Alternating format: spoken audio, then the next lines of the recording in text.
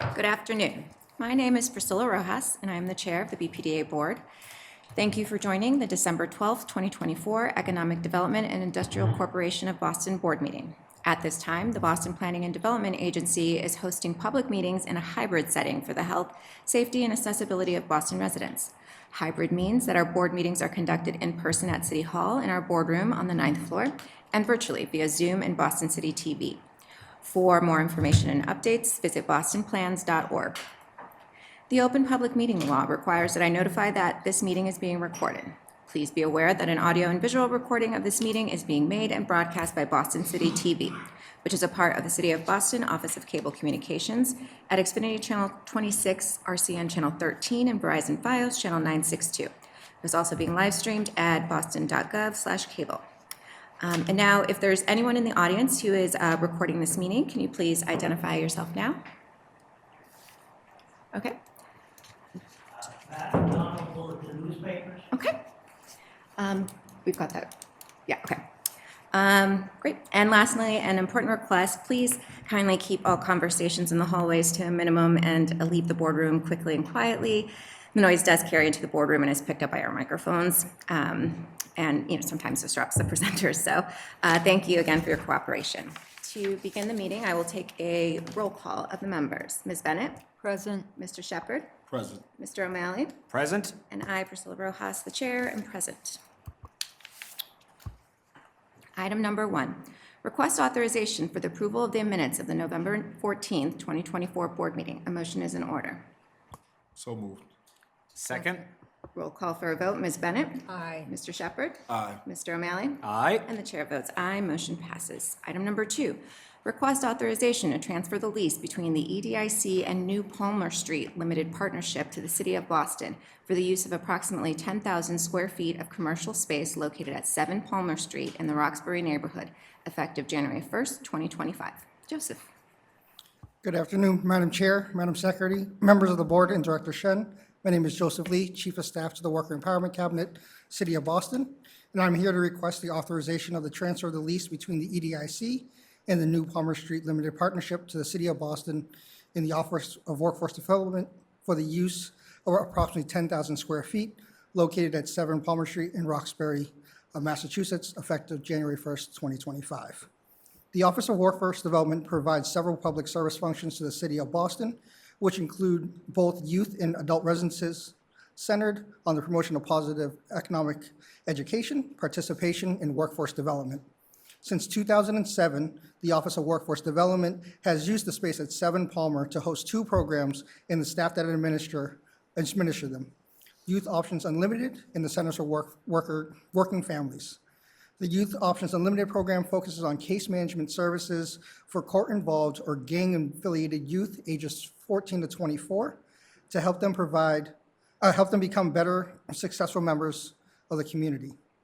As for the Center for Working Families, it provides free, long-term financial and employment coaching to low and moderate income individuals and families to help them improve their financial literacy. The center also hosts one of the busiest Boston Tax Coalition sites that assists qualified low to moderate income city residents with free filing services. Both programs service residents throughout Boston and is conveniently located next to the Nubian Square MBTA bus stop, which has numerous bus lines going through it and shuttles from the Ruggles Station, which is located on the Orange Line. In 2022, Mayor Wu announced the creation of the Worker Empowerment Cabinet under the leadership of Trin Nguyen, who serves as its chief. Included in this cabinet is the Office of Workforce Development, whose transfer to the city and cabinet was a part of the recent transition of staff from the EDIC to the City of Boston. To maintain the continuation of OWD programming at this location, and given OWD's move to the city and the Worker Empowerment Cabinet, OWD is requesting the authorization from the EDIC and New Palmer Limited Partnership to transfer the lease to the City of Boston with all terms of the lease remaining effective. Thank you, and I'm happy to answer any questions. Thank you very much. Do we have any questions or comments from the board? Okay, hearing and seeing none, a motion is in order. So moved. Second. Roll call for a vote. Ms. Bennett? Aye. Mr. Shepard? Aye. Mr. O'Malley? Aye. And the chair votes aye. Motion passes. Thank you so much. Great work at OWD. Just proud to be a part of that. All right, item number 3. Request authorization to extend the tentative designation status with a joint venture between Lincoln Property Company and Quaker Lane Capital for the long-term lease and redevelopment of Parcel U located at 7 Channel Street in the Raymond L. Flynn Marine Park for 6 months ending June 30th, 2025. Yoon.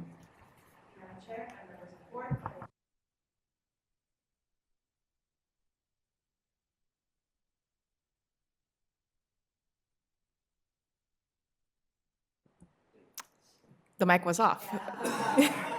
All right, thank you again, Madam Chair and members of the board. My name is Yoon Cha, Real Estate Development Officer with the Planning Department. 7 Channel Street, also known as Parcel U, is located in the Raymond L. Flynn Marine Park. The approximately 45,000 square foot site includes a 2-story building of approximately 27,000 square feet that previously housed Davis Seafoods and has been vacant for several years. On June 8, 2022, the BPDA issued the RFP for the site to capture opportunities offered by the Boston Life Science lab market in this location. The RFP required proponents to include 2 development scenarios in their submitted proposals, one of which would include the additional requirement for the delivery of a core and shell space within the development for community and/or government use. The BPDA anticipates that under Program B, this space may serve as a Boston fire station for the Marine Park and the greater South Boston Seaport neighborhood. Lincoln Property Company and Quaker Lane Capital, the selected proponents, proposed an approximately 262,000 square foot, 9-floor building with an office and lab space. The proposed building will include a 2-floor firehouse on the ground floor and on the first floor. The ground floor is proposed to include a cafe, a co-working space, a lobby, bike parking, loading, utilities, and storage. Since the initial tentative designation award, Lincoln and Quaker Lane have been in active negotiations with the BPDA staff on the terms of the ground lease for the redevelopment of the site. They have also been in coordination with the BPDA on starting the Article 80 process. During the next 6-month extension, Lincoln and Quaker Lane must provide evidence of necessary financing and equity, undergo BPDA design review and the BPDA Article 80 process, and enter into an agreement with the Boston Fire Department. So to be awarded final designation, building permits must be ready for issuance, and the terms and conditions of a ground lease must be fully negotiated, in addition to obtaining any other necessary approvals required for the project to proceed. So therefore, staff recommends extending the tentative designation of this team. Thank you, and I'm happy to answer any questions. Okay, thank you. Any questions or comments from the board? All right, hearing and seeing none, a motion is in order. So moved. Second. Roll call for a vote. Ms. Bennett? Aye. Mr. Shepherd? Aye. Dr. Landsmark? Aye. Mr. O'Malley? Aye. And the chair votes aye. Motion passes. Really looking forward to that fire station, so thanks for your work on this. Thank you. Okay, item number 4, request authorization to issue a request for proposals for the long-term lease and redevelopment of Parcel M located in 3 Dolphin Way in the Raymond L. Flynn Marine Park. Yoon. Thank you again. I'm here to request the authorization to advertise and issue a request for proposals for Parcel M. Parcel M, located at 3 Dolphin Way within the Raymond L. Flynn Marine Park, is a rectangular parcel of approximately 3 acres containing a vacant 1-story building with a mezzanine space constructed circa 1941, aka the premises. The BPDA previously issued RFPs for the redevelopment of this parcel in February 2017, March 2018, and September 2019.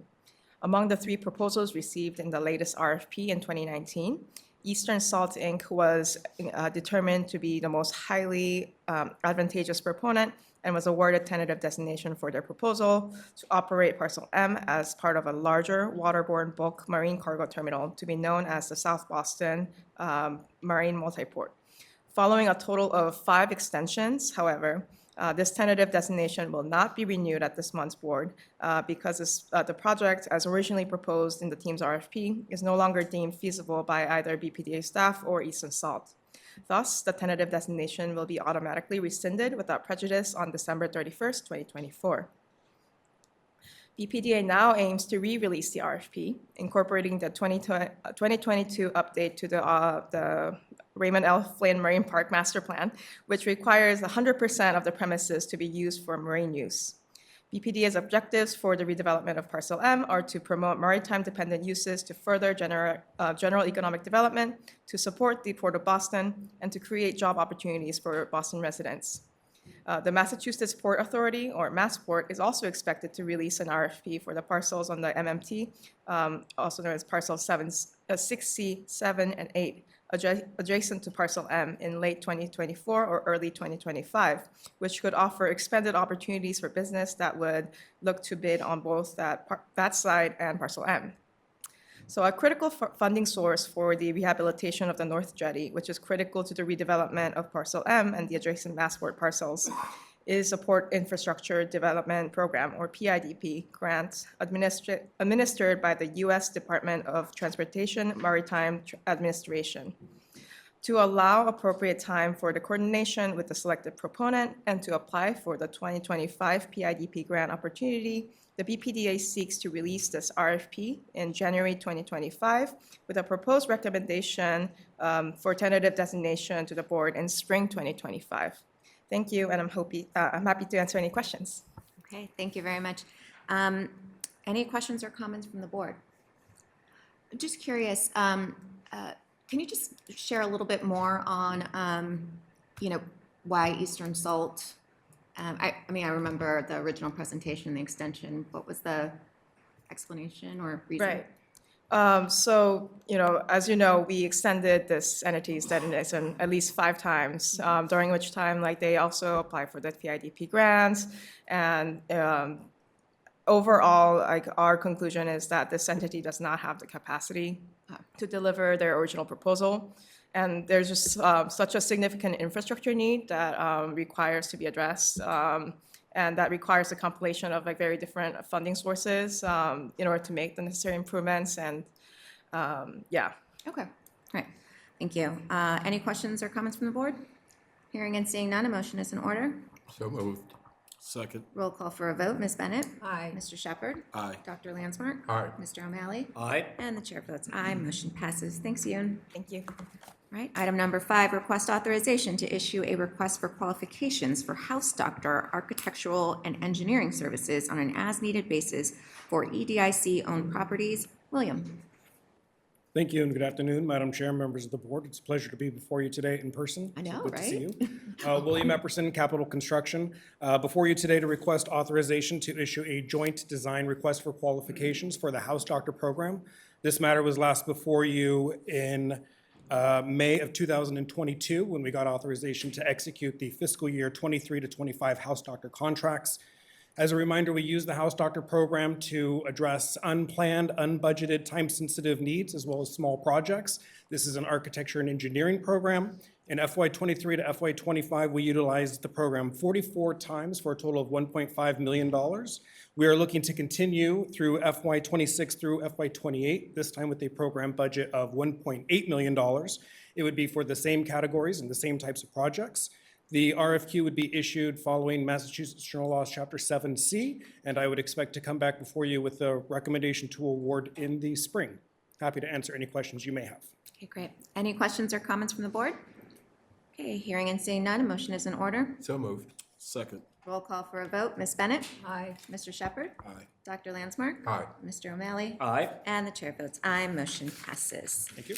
Item number 6, request authorization to execute a general construction contract with South Coast Improvement Company to repair the platform and canopy at 12 Channel Street in the Raymond L. Flynn Marine Park in an amount of $3,970,431, and to further execute any change orders that may be required to complete the work as deemed necessary by the director for a total contract amount not to exceed $4,367,474.10. William. All right, thanks again. So we are looking for authorization to execute a construction contract. This is with the South Coast Improvement Company. It is for our 12 Channel Street platform and canopy. That's essentially our loading dock. This matter was last before you in November of 2023 to request authorization to issue the invitation for bids. As you'll remember, 12 Channel Street, 9-story building built in 1941 by the U.S. military. It was a Navy storehouse. There's a loading dock that wraps 3 sides of the building. It's in serious condition in need of critical repairs. We originally bid this in April of 2024. We received only 2 bids. Both of those bids were uncomfortably over budget. Based off of feedback and evaluation of the market conditions, we decided to rebid the project. We did so September 9th of this year. We had more than 80 interested parties downloading the invitation for bids, and we received 4 bids on November 13th. The lowest eligible contractor was indeed South Coast. Their bid was $3,970,431. We are requesting a total authorization of $4,367,474.10. That includes a 10% contingency of $397,043.10, which would come out of the FY25 capital budget. Happy to answer any questions you might have. I do have a question. So just looking at the bids, there's kind of a pretty wide spread in There is between a those. So I just healthy wanted spread. to, get a sense of, is that just, So our low bid was 4 million, our high bid was about 6.7, the average was 5 million. Our estimate was 3.3 million, which is a little bit closer to the low bid Okay. that we did receive. We're comfortable with the 4 bids and that spread in South Coast price. okay. Any further questions or comments? Hearing and seeing none, a motion is in order. So moved. Second. Roll call for a vote. Ms. Bennett? Aye. Mr. Shepherd? Aye. Dr. Landsmark? Aye. Mr. O'Malley? Aye. And the chair votes aye, motion passes. Item number 7, request authorization to amend the engineering services contract with Gale Associates, Inc. to include construction administrative services in connection with the platform and canopy repair project at 12 Channel Street within the Raymond L. Flynn Marine Park for an additional $216,200. For a total contract amount not to exceed $401,200. William? So following the last matter where we just awarded construction, now we need to amend the design contract with Gale Associates for the same project. We originally got authorization for this contract of June of 2022. At that time, the estimated construction value was $800,000. As you just heard, the actual construction project is in the magnitude of $4.4 million. We need to add more construction administration hours to the architect of records contract so they can have sufficient oversight of this project. We are looking to increase the contract by $216,200. That would be a total contract value of $401,200, which is 9% of the awarded construction value, which is reasonable for this project. Happy to answer any questions. Great. Any questions or comments from the board? Hearing and seeing none, a motion is in order. So moved. Second. Roll call for a vote. Ms. Bennett? Aye. Mr. Shepherd? Aye. Dr. Landsmark? Aye. Mr. O'Malley? Aye. And the chair votes aye, motion passes. Item number 8, request authorization to execute a construction contract with Lee Kennedy Construction Incorporated for Suite 605, build-out at 12 Channel Street in the Raymond L. Flynn Marine Park in an amount of $1,040,000, and to further execute any change orders that may be required to complete the work as deemed necessary by the director for a total contract amount not to exceed $1,144,000. William? Thank you. This matter was last before you in August of this year to get authorization to advertise the invitation for bids. As you'll recall, Suite 605 is a 7,000 square foot suite that has been identified for the relocation of planning department staff from 43 Hawkins Street, namely folks in finance, procurement, and the HR teams. We bid this project September 30th of this year. We had more than 100 interested parties downloading the invitation for bids. We received 8 bids, which was quite impressive, on October 24th.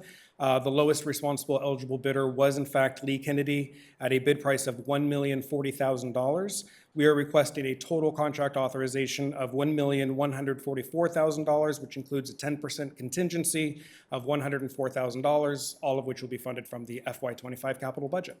Happy to answer any questions. Thank you. Any questions or comments from the board? Hearing and seeing none, a motion is in order. So moved. Second. Roll call for a vote. Ms. Bennett? Aye. Mr. Shepherd? Aye. Dr. Landsmark? Aye. Mr. O'Malley? Aye. And the chair votes aye. Motion passes. Last one, William. Thank you. Item number 9, request authorization to execute an engineering design services contract with Childs Engineering Corporation for berth 10 repairs in the Raymond L. Flynn Marine Park in an amount of $122,585, and to further execute any change orders that may be required to complete the work as deemed necessary by the director for a total contract amount not to exceed $134,843.50. William. All right, so this one was last before you September of this year, requesting authorization to advertise the RFP.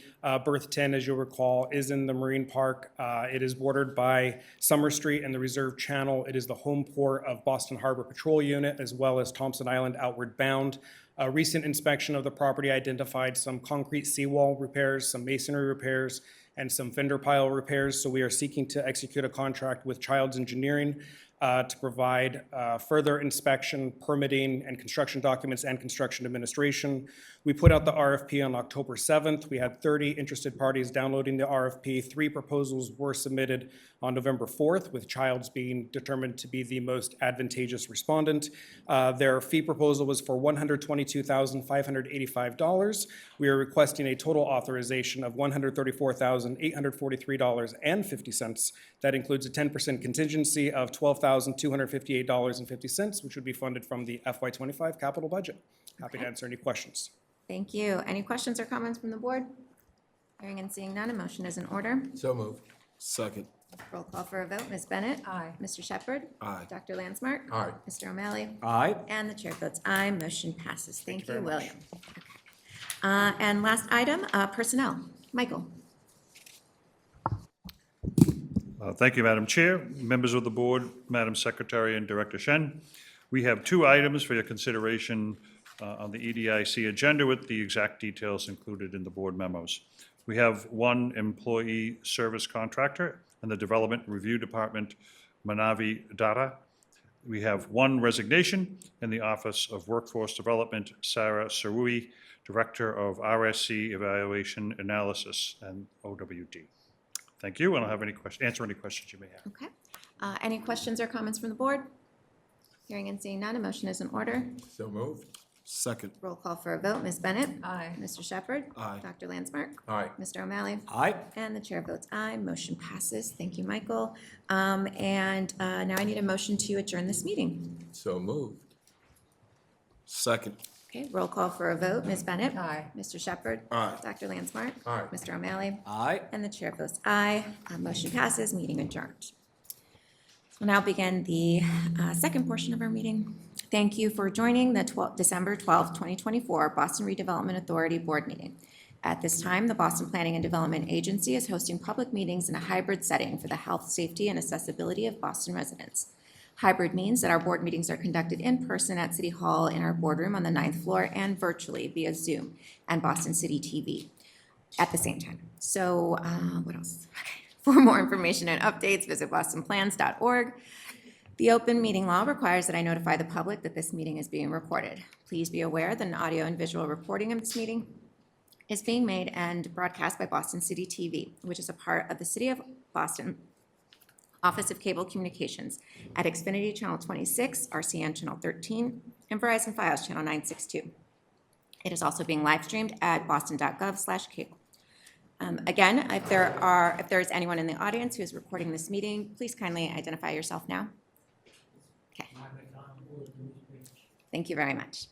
And last, an important request, please kindly keep all conversations in the hallways to a minimum and leave the room quickly and quietly as the noise carries into the boardroom and is picked up by our microphones. So thank you in advance for your cooperation. And to begin this meeting, I will take a roll call of members. Ms. Bennett? Present. Mr. Shepherd? Present. Dr. Landsmark? Present. Mr. O'Malley? Present? And I, Priscilla Rojas, the chair, am present. Okay. Item number 1, request authorization for the approval of the minutes of November 14th, 2024 board meeting. A motion is in order. So moved. Second. Roll call for a vote. Ms. Bennett? Aye. Mr. Shepherd? Aye. Dr. Landsmark? Aye. Mr. O'Malley? Aye. And the chair votes aye. Motion passes.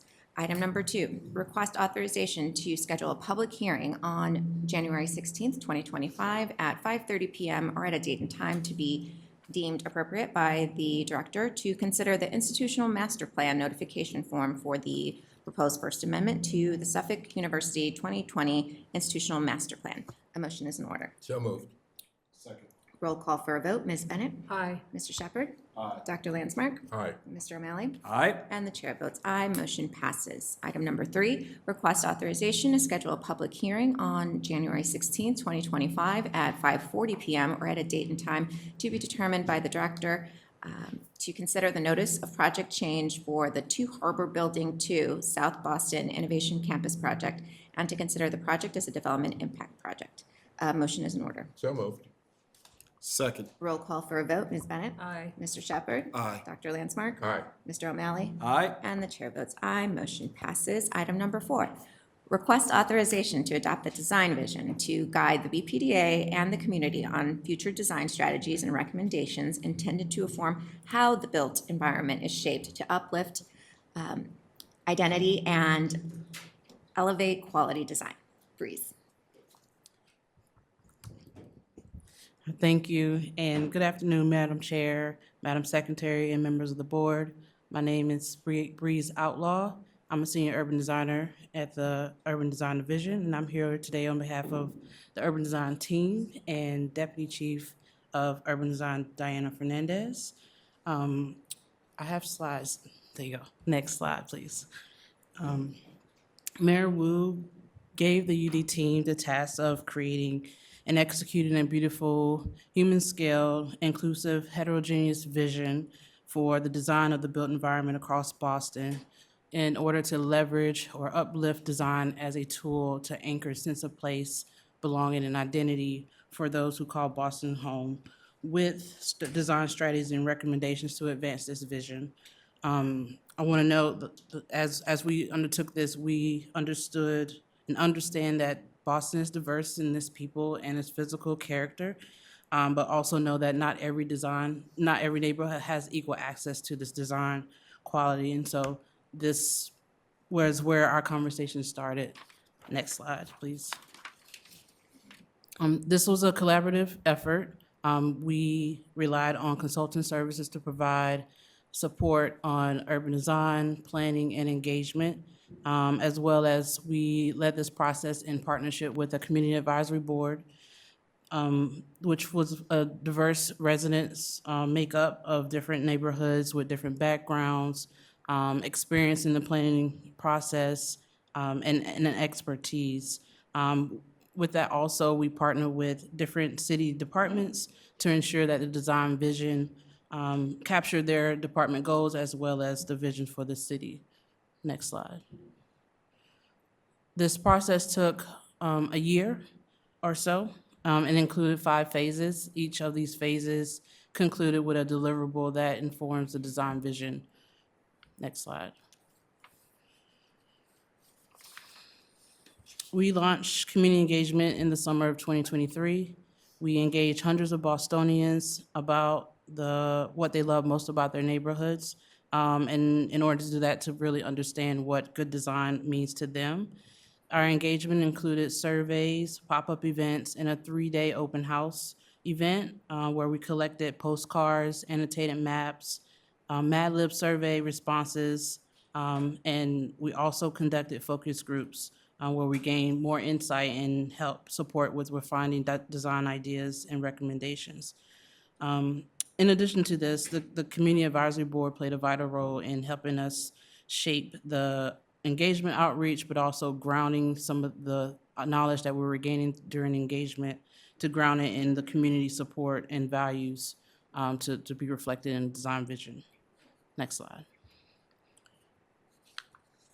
Ultimately, the design vision process was transformed into a vision, a statement of principles and ideas that the design team is committed to uphold in partnership with other departments and uphold and elevate the quality of design in our city. We are committed to expanding design quality across the city through a fair and transparent and inclusive way. This includes what we aim to do when shaping projects, making sure that they are related to the context and the communities that they're within, ensuring sustainability and the resiliency of our communities, as well as contributing positively overall to the world around them. Next slide. The design vision, it has 4 key principles, and these key principles will guide good design outcomes for the built environment in order to anchor the elements such as the buildings, the streets, and open spaces, anchor them in a way that they support the sense of place and identity of communities, particularly in the way places look and feel. We believe that this would help us build more of what we value, and really center people and uplift the diverse lived experiences through design. Next slide. So I'll run through the principles really quickly. The first principle is design from understanding. This principle is about the importance of understanding not only the physical characteristics of a place, but also the people and the community of a place, really understanding their lived experiences and their community values and how those things can inform new projects. Next slide. The second principle is design for the future. This is about understanding resiliency and how our built environment is constantly changing and how we can adapt to those changes while also creating a built environment where the communities can thrive. Next slide. Design beyond the boundary is a principle that speaks to the notion that projects are not built in isolation and should respond positively to their context. So that includes creating greater access and connectivity to a place, and representing that, creating contributing to the synergies of a place that is in the context. Next slide. The fourth principle is design the details. This emphasizes the opportunity for good design to center culture and identity, and again, starts to anchor the sense of belonging through architectural details such as textures, colors, and patterns. Or it could be an example of, providing setback from the right-of-way or from the streets to allow for open spaces that respond to the culture of a place and the cultural practices within a community. Next slide. So some of these principles are already being seen through the work that we do. We have examples here of a variety of different project scales and types in neighborhoods, kind of showcasing how these principles can start to shape our city. And just to kind of highlight a few, we have 156 Highland Street in Highland Park neighborhood in Roxbury, a good example of an infill project that is related to the context. We also have in Brighton, J.J. Carroll House, which is a great example of a senior affordable housing that leverages, that highlights resiliency building. And the civic landscape of our City Hall Plaza being renovated to be more accessible and welcoming to a variety of people. Next slide. Through the character analysis of the Boston neighborhoods, engaging with community members, city staff and leadership, as well as designers and developers, we identify place-specific opportunities to inform future design guidelines in a way to help us reimagine the public realm along with streets and open spaces, shaping housing to support diverse families and people, as well as creating community connections and creating more care and fine-grained scale for the Main Street support that community culture. Next slide. The design visions has a 5-year implementation roadmap that is framed on recommendations from projects, policy, and process. All of these are aiming to advance the design ideas and principles. And we've tried to, we've identified different stakeholders to participate in each of those. I've spoken to the design principles and the design guidelines through this presentation, but just to highlight a couple of more, we're underway with design review process reform, creating clarity in design expectations so that that process of review is a lot clearer and quicker. As well as a neighborhood character analysis, providing a process of analyzing a place, and it's really a practical tool of the first principle, designing for understanding. Next slide. In October, we released the report. We held public meetings and office hours in November where we gathered feedback. Community members shared general appreciation and support for this effort, as well as by highlighting how the design vision can strengthen the character and preservation of unique elements of the city. They did express some concerns about how this will be coordinated and how it interacts with other initiatives and other departments. And so we're actively, trying to provide more clarity and resources to share that implementation and what this might look like. And next slide. This next slide just shows some of those initial next steps, continue to share the design vision with different community groups, providing materials to clarify what the design vision interaction with other initiatives and projects, as well as, starting to do an additional coordination internally for implementation. We'll have a series of different things that we'll start to release as well as beta and testing to implement this. So yes, this concludes my presentation. Happy to answer any questions. Great, thank you. Do we have any questions or comments from the board? Just a quick comment. I think you guys have done an amazing job with this. I've had the opportunity to see this presentation a couple times, and just want to really commend the design staff. Embedding equity, I think, is not always easy in terms of getting practical with our procedures and policies as a city, and I think this is a great example of being successful with that. So thank you. Thank you so much. Additional questions or comments? Great presentation, Breeze. No, come back. I have things to say. My apologies. We still got to vote. Or wait, do we vote on this or no? Yes. We vote on this. Yeah, right. Yeah, okay.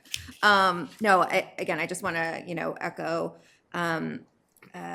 Board Member Bennett as well. I really appreciate the variety and creativity and inclusivity that you did with the community engagement and doing those designs like right in where in the neighborhoods. I also so I do have a question. I was looking at the different types of streets. So I saw all the time there was a play street, a chill street, and a healthy street. Yes. Can you tell us a little bit about what that is? Yeah, so when we were doing all the engagement, and also when we were doing our initial analysis of the neighborhoods, we observed how folks were using the streets. A lot of folks are hanging out on the streets in front of local businesses that they've known for however long. And so the notion in regards to streets is really expanding how we think of streets. A lot of the times we think of a street as getting from point A to point B. In a lot of communities, for various reasons, streets are destinations. And so it's really, how do we embrace that? How do we think about accommodating some of those uses within the street? So Play Street was really about, we saw kids playing along the sidewalk, or people having like a quick dance party, but also like with the healthy streets, a lot of cultures are being more active outdoor, having access to those types of facilities, and then be built within our right of way. Was this, how do you create that better access when in the places that people find themselves in? Yeah, no, that's great. And really excited for the database of community and cultural assets in a way that we can, track them and ensure their protection. Yeah, and I think overall, I really appreciate the design, like the language that you use with the design of, having a positive view, uplifted, like really kind of getting into what the character and the feeling is, and that really, again, came through. I see it, I get it, and I can definitely see why you had such good participation. So I would just appreciate your approach, and also of acknowledging and keeping in mind throughout this process the concerns of the community and acknowledging those. And Absolutely. no, okay, that was all in my. Any further questions or comments? Okay, hearing and seeing none, a motion is in order. So moved. Second. Roll call for a vote. Ms. Bennett? Aye. Mr. Shepherd? Aye. Dr. Landsberg? Aye. Mr. O'Malley? Aye. And the chair votes aye. Motion passes. Thank you, Breeze. Thank you. was a fun one. Request number 5, request authorization to adopt the accessory dwelling units guidebook to guide future development of ADUs and offering a vision to address housing needs by providing neighborhood scale incremental housing options in Boston citywide. Andrea and Will. Thank you. Good afternoon, Chair Rojas, Secretary Pomeos, members of the board, and Director Shen. My name is Andrea Baena, and I'm Senior Planner with the Zoning Reform Team. I'm here with Will Cohen to present the Accessory Dwelling Unit Guidebook. Over the last 7 months, the Zoning Reform Team has been working, doing a lot of research, analysis, and collaborating with architects to come up with this resource. Next. So many Bostonians are interested in ADUs. This includes young families looking to stay in Boston, seniors looking to stay in their communities and age in place, and homeowners looking for additional income through rent. Next. People across many neighborhoods are interested in ADUs, including neighborhoods like Dorchester, Roslindale, Jamaica Plain, Hyde Park, and West Roxbury with predominantly larger lots. Next. The city has been working on ADUs for many years, since 2017. However, only 200 ADUs have been permitted citywide, and even fewer have been actually built. Currently, only internal ADUs are allowed by right in this city under the ADU Pilot 1.0, as long as no exterior alterations are made to the building. Mattapan is an exception. In January of this year, new zoning was adopted to allow both internal and external ADUs by right in Mattapan. In all other neighborhoods, ADU projects will most likely require a variance under current zoning regulations. Earlier this year, the mayor announced plans to eliminate barriers for residents to build ADUs citywide. And the guidebook that we're presenting today is an important first step toward achieving that goal. However, it's just the beginning. The next step involves updating the zoning for all residential areas across the city, starting with neighborhoods primarily with large lots. Next. So we're here today to recommend that this guidebook becomes a reference for the planning department as we prepare recommendations to the Zoning Board of Appeal for zoning relief, since most ADUs outside of Mattapan will require zoning relief under current zoning. The guidebook will help us move toward our vision to address housing needs through ADUs, providing neighborhood-scale incremental housing options that fit into Boston's diverse neighborhoods. Next. So why an ADU guidebook? For homeowners, this guidebook will provide design inspiration to help understand what kind of ADU could be right for them and for their property, and what they must consider in order to move forward with the design process.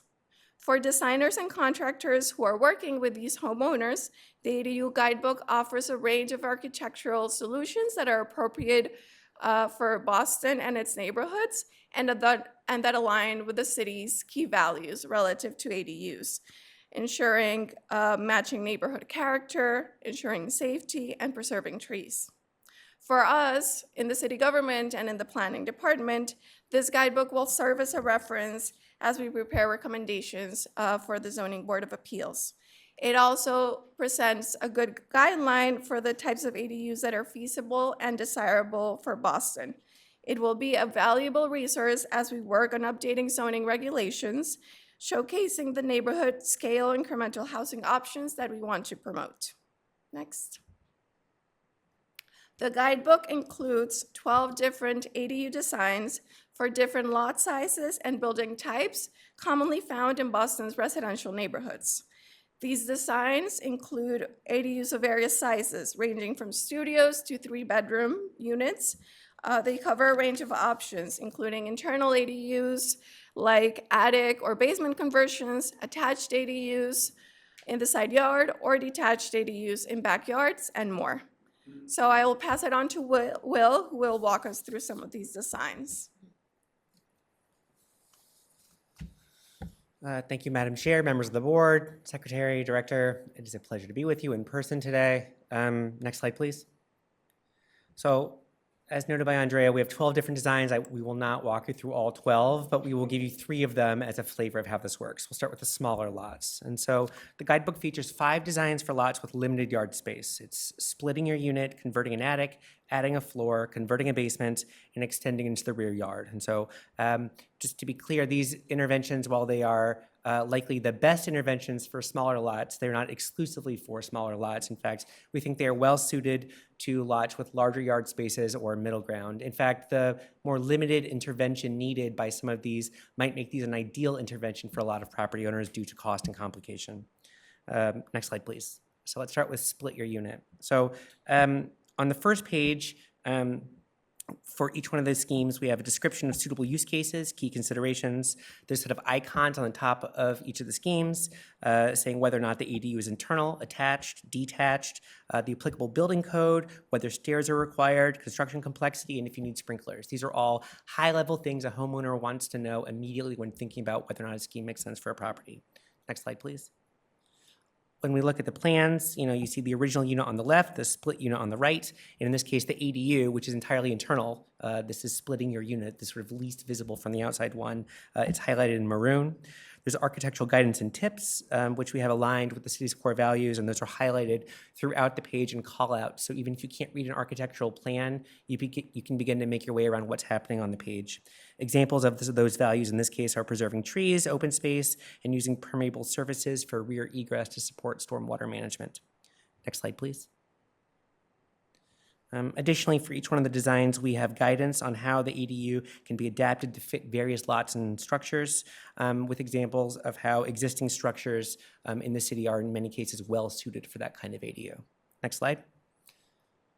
So now let's jump to medium, right? So for medium-sized lots, that is to say lots with a mid-sized yard or a driveway, say, we might have ADUs that can fit in the backyard or the side yard. And for this case, we have schemes for adapting your garage, some of those different kinds of extensions, or other situations for corner lots where you have more flexibility for what you can do along the street. Next slide, please. Thank you. So again, these interventions are good for lots that are larger in size as well. For this one, attaching an ADU on the side, this is excellent for lots with a generous side yard of at least 20 feet. One key consideration that you can see is ensuring clear access to the ADU for emergency vehicles if needed. This is really something which drives a lot of the decision-making in ADUs in urban settings. This particular ADU is designed to have a very low impact on the existing building, and it's situated so that it's easy to tie in to the existing building's water and sanitary lines. Next slide, please. For the ADU itself, this is efficiently designed. It's ideal for single floor living or avoiding stairs, which can be useful when we're thinking about multi-generational living. It preserves existing trees and it keeps the backyard intact. Next slide, please. And again, we provide various alternatives for side-attached ADUs for this scheme with the exact placement and size depending on the needs of the homeowner and the exact dimensions of the building and or lot. And finally, next slide, we come to the larger lots. And so let's go, if we go to the next slide, please. When we look at this scheme, the idea of building an ADU in your backyard, this in many cases is the kind of ADU that people who know about ADUs often think of in their head as the sort of paradigmatic example, putting something, a detached building in your backyard. In this case, you still need to have a minimum 10-foot wide fire access path on one side of the house, which is clear of any obstructions like parked cars to ensure that the fire department can access this detached ADU in case of emergencies. Next slide.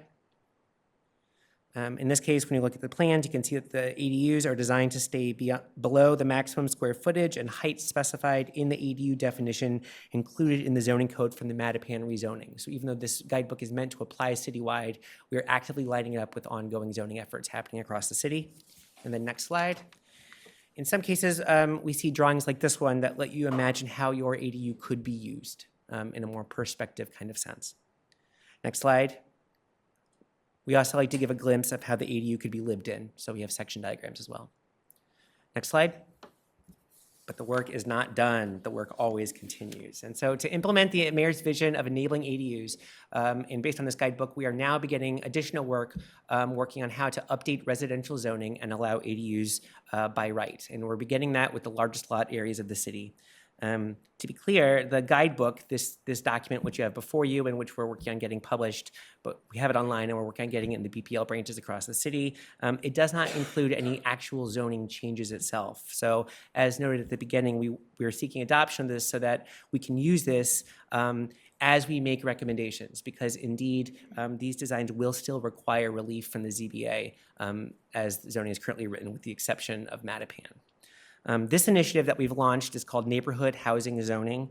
We launched on November 19th with a public meeting, and the creation of an updated zoning map coming out of that to allow this by right work will be essential as we move forward. Next slide, please. That concludes our presentation. In conclusion, our planning department team is working toward the development of a code that reflects our built environment, furthers policy priorities, and respects and reflects Boston as one city of many neighborhoods. Thank you, and we are more than happy to take any questions you may have. All right, thank you very much. Great job, Andrea and Will. So any questions or comments from the board? No questions, Madam Chair. A couple comments. I'm delighted to see this terrific job team. I want to see this publicized as widely as possible. We should have an insert in our water bills about this. We should be at every library, as I know it'll be translated in as many languages as needed.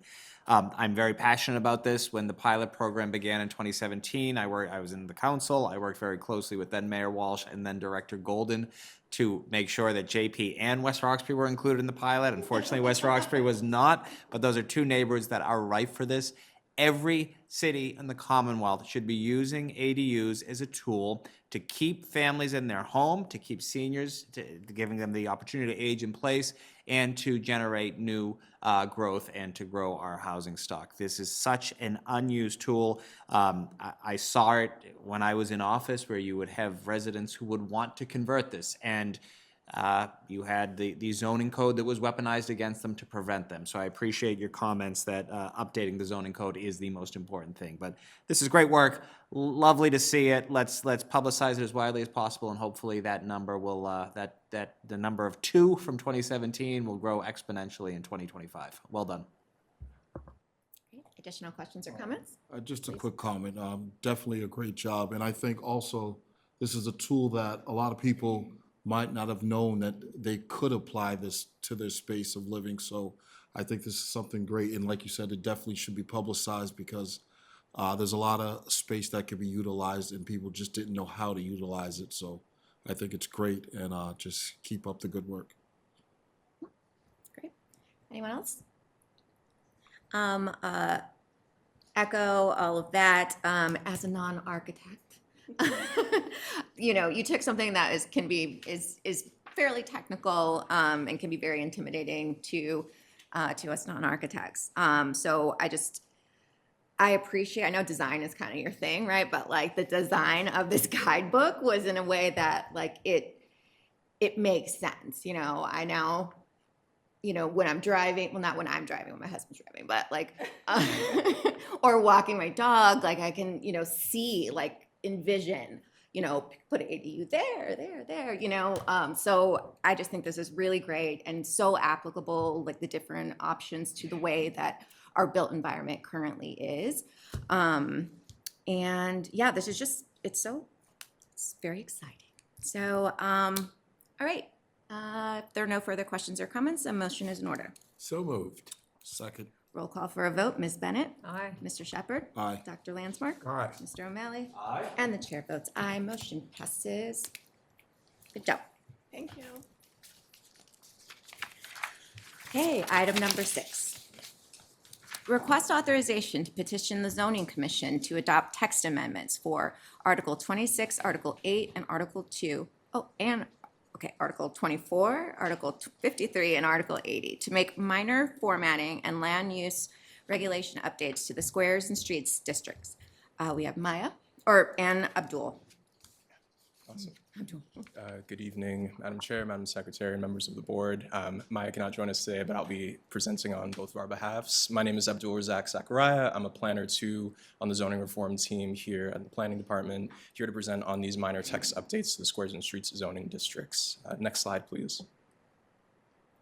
So as a broad summary, there are 3 core changes or updates being made to the Squares and Streets districts that I'll cover in detail throughout the presentation. The first being a formatting update for clarity on certain sections of the zoning for folks who use and implement the code, greater land use flexibility within certain Squares and Streets districts, particularly to promote more mixed-use diversity, and an update to the S2 district to allow for or to change the residential ground floor requirement that's there. Next slide, please. So as you all know, the zoning reform team's primary focus is to update the code and maintain the code.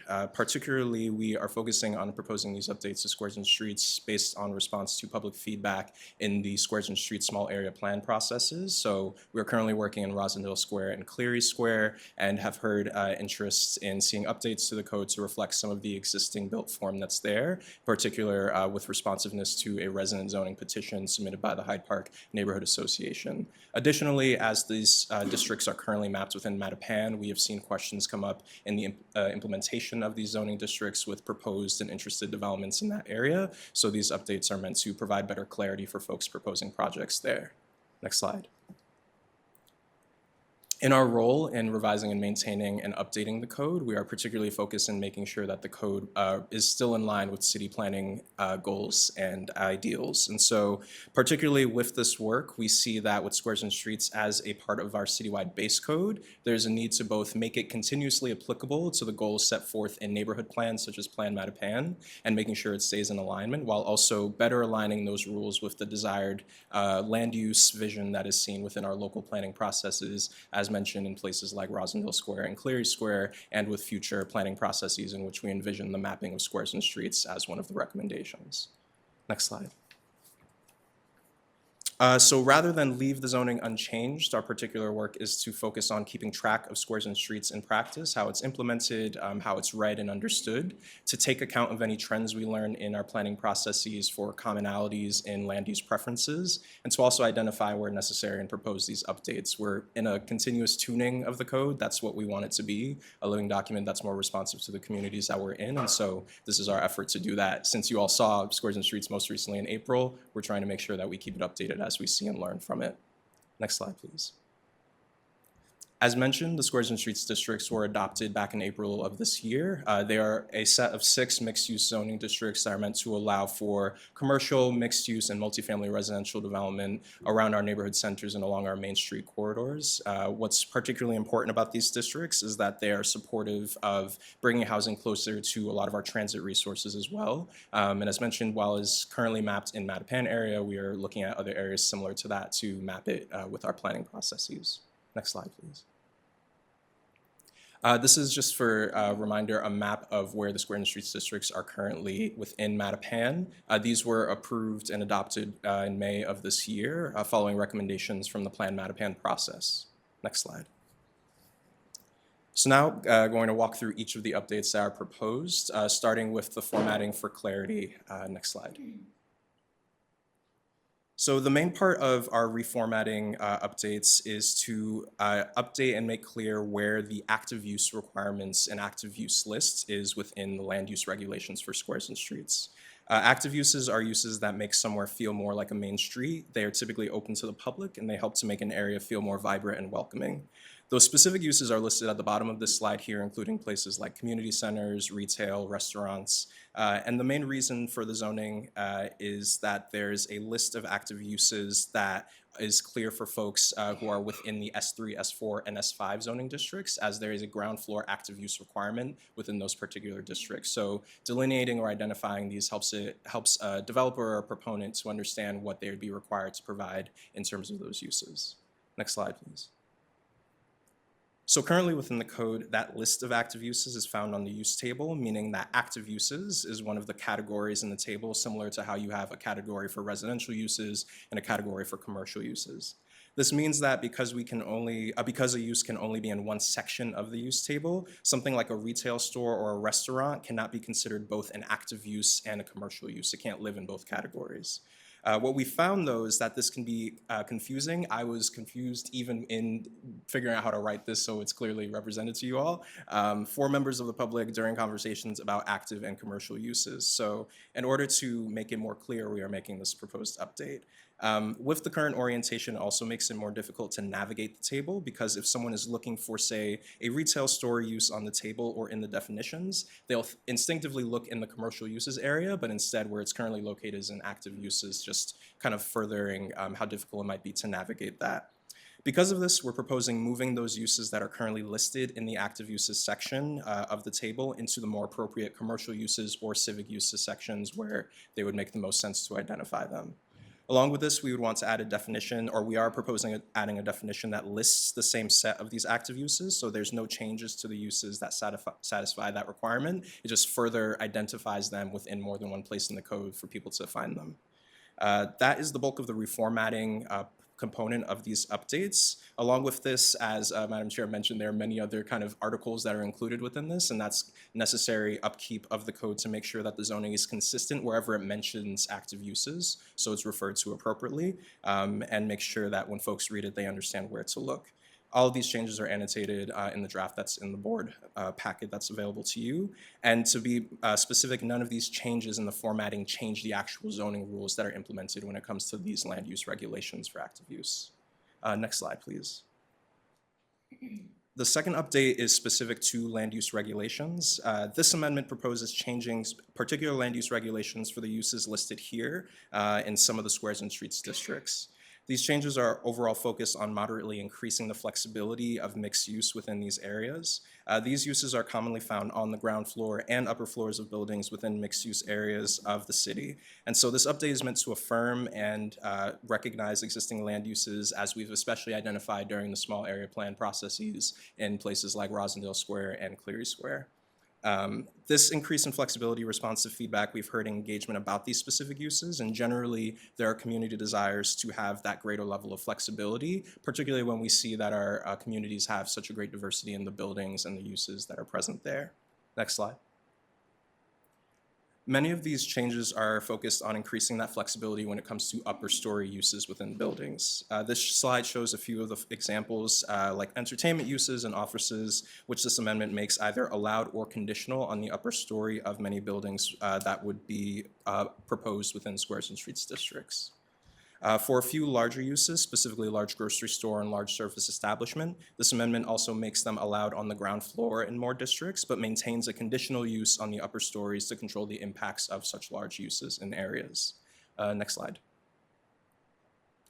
This slide lists each of the changes by the squares and streets districts where they're proposed. As you can see, it's in the S2 district where we have the most changes. This is because the S2 district is intended to what we call serve as the Main Street mixed use district. The current zoning, though, has such high levels of restrictiveness on certain commercial and mixed use that it doesn't fully live up to its name in the way that we currently have it formatted. So compared to these regulations that we see in the S3, S4, and S5 districts, it can permit more mixed activity on upper floors than it currently does. A lot of these changes are focused on making the S2 district better fit to serve this Main Street mixed-use environment, so it's more applicable in many of the neighborhoods that we already see in Boston. Next slide. And then the last update is our ground floor residential update for the S2 district. Starting first with the reasoning for this change, we've heard a few concerns from community members about residential uses, particularly dwelling units being on the ground floor along main streets, and how that could lead to possibly losing the commercial character of certain areas. Currently, the S3, S4, and S5 districts forbid dwelling units on the ground floor along the primary lot frontage to further prioritize commercial activity in those areas. And along the primary lot frontage is basically the side of the building that faces the main street, as opposed to the sides that face other buildings or any side streets or alleys. Within the S2 district, however, ground floor dwelling units are currently allowed along the primary frontage as long as there is a 4-foot front yard. The S0 and S1 districts that we have are much more residentially oriented and wouldn't be mapped in areas where we see this kind of main street mixed use. So the S2 district is where we felt we could really address these concerns about ground floor dwelling units in more commercial areas by updating that more flexibly. Next slide. With the proposed update, ground floor dwelling units would become conditional on the primary lot frontage. They would still be allowed on non-primary lot frontages, though, with a 4-foot front yard. The benefit of this is that we would be able to get a conditional, or one would have to acquire a conditional use permit, so there would be a process to ensure that dwelling units aren't replacing commercial uses where that's not desired in particular instances. But because of the ground dwelling units won't be forbidden, we are not creating a situation in which one cannot have a fully residential building. So one can still have a ground floor primary frontage that is a mailroom or a lobby, and in the rear or deeper down in the ground floor have dwelling units still allowed in that scenario. Additionally, because dwelling units could still be allowed on the non-primary frontage, we are able to kind of promote the opportunity for fully residential buildings in these Main Street mixed-use areas without furthering prioritizing one over the other, giving that level of flexibility. It also means that in areas where there are already existing fully residential buildings that are mapped in Mattapan as S2, they would still be affirmed by the zoning because the conditional use does not knock them out of being allowed in that particular space. Next slide. So to further recap all these changes, this amendment would reformat the text and tables for clarity and readability, including how someone reads for the active uses and the ground floor active use requirement. It would also provide greater flexibility for the variety of land uses common within mixed use areas. It would add a requirement for special permission to the ground floor residential units in the S2 district as well. What it will not do is that it would not change which uses actually satisfy the active use requirement. Those will stay consistent as is in the current version. It would also not remap or change the boundaries of the current squares and streets districts within Mattapan, and is not proposing the mapping of squares and streets districts at this time in any specific areas. Next slide. And to close out the presentation, I just wanted to walk through what our public engagement with these updates looks like. In particular, because these districts are already mapped within Mattapan, we wanted to make sure we did due diligence in identifying this for Mattapan residents. So we went to a meeting of the Greater Mattapan Neighborhood Council on November 4th and presented to them not only the proposed draft, but also an annotated map summary for them to understand how this looks within the Mattapan districts that are there. We also sent out mailed notices to property owners and tenants who are within the district boundaries. We then held a citywide public meeting on November 6th, a virtual public meeting, and provided an executive summary of these changes and took comments and questions during that time, and held a public comment period from October 23rd through November 22nd, in which we received 7 comments, including 2 comment letters. We held virtual office hours twice on November 12th and 14th, and we responded to public comments, each one that we received, to provide clarity for folks on any questions they had or concerns expressed, which is also provided in the materials that you have. And with that, I am done with the presentation. Happy to take any questions that you may have. Awesome. Any questions or comments from the board? How and when will the impacts of these changes be assessed? Yeah, thank you for that. And I'll also pull any support from folks on our staff. So presently, we've seen that there have been a few development projects proposed within Mattapan that are within squares and streets districts. And so our kind of first very qualitative assessment is seeing the quality of project that comes out of that and what it looks like to follow that zoning. We are not yet a year out from having that mapped yet, so I would assume we would take a periodic look to see after there have been developments proposed, as well as projects that have gone through that have not needed zoning relief. So my colleague Rachel had presented and is working on in the past a ZBA or zoning relief updates to you all. Part of the work that she's also doing is creating a zoning reform impact tracker, and that will show kind of not just squares and streets, but overall impact of the zoning reform efforts that we have. And so when that tracker is created, it will also share more insights. I appreciate the great work. This is important. It's not the most glamorous, but incredibly important. And obviously it's making, for those watching or who are following this, it's making a very complicated zoning code slightly less opaque, and it's making it a little more easy to understand. Very robust outreach. You mentioned there were 7 comments, 2 comment letters. Can you characterize the tone and tenor of the feedback? Yeah, so the mix was, obviously, as I mentioned, there was resident petition from residents within Hyde Park, so we had a letter speaking to that, and we also responded to respectfully include how we wrote these recommendations and proposals in response to some comments in those letters.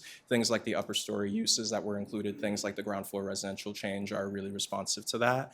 We also had comments that were really important in the concerns of if you make this ground floor dwelling use conditional, that still requires zoning relief for someone who wants to put dwelling units. So would that propose a barrier or a financial burden to anyone doing fully residential? Which is why we spoke to the fact that while you may not have the dwelling units on the primary frontage, you still have kind of necessary residential spaces like the lobby, something that's more active to speak to that opportunity and also encourage better design overall of what we see as a Main Street living situation.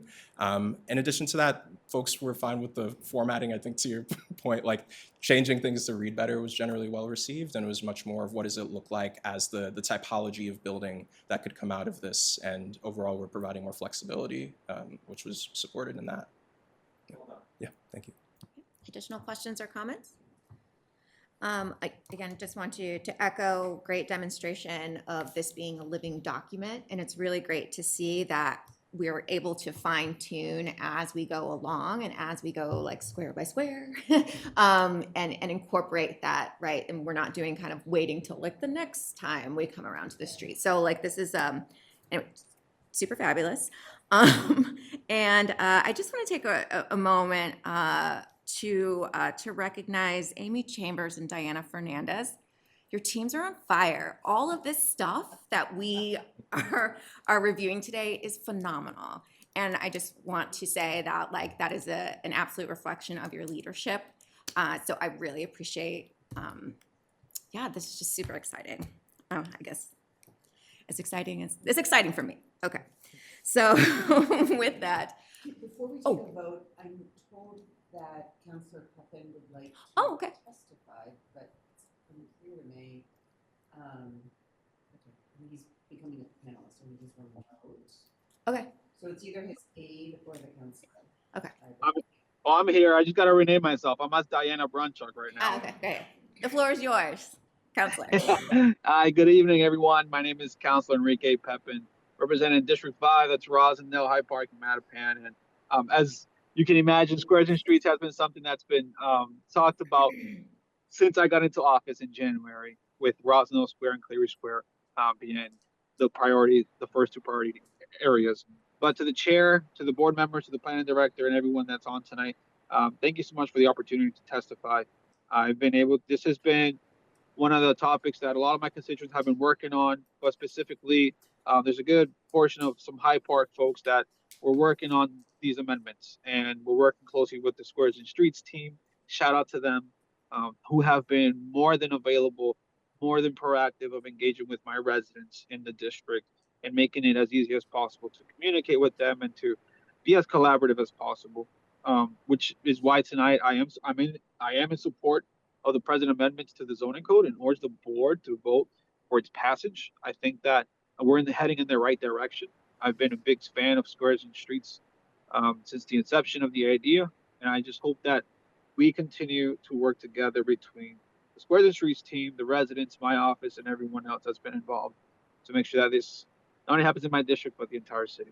So that's my testimony for tonight. Yeah, I'm asking for your support of the amendments. Thank you. Great, thank you, Counselor, and thanks for making time to come here. That really helps us in getting a sense of what your constituents are communicating. So with that, if there are no further questions or comments, a motion is in order. So moved. Second. Roll call for a vote. Ms. Bennett? Aye. Mr. Shepherd? Aye. Dr. Landsmark? Aye. Mr. O'Malley? Aye. And the chair votes aye. Motion passes. Thank you, Abdul. Thank you. All right. Item number 7, request authorization to execute a license agreement with the City of Boston's Public Facilities Department for the use of the tunnel adjacent to 45 School Street to perform construction activities for a period of 24 months. Walter. Thank you, Madam Chair. I am here to request authorization to grant a license to the Public Facilities Department to engage in the construction work needed within the Court Street Tunnel. The building at 45 Court Street served as Boston City Hall, now known as Old City Hall.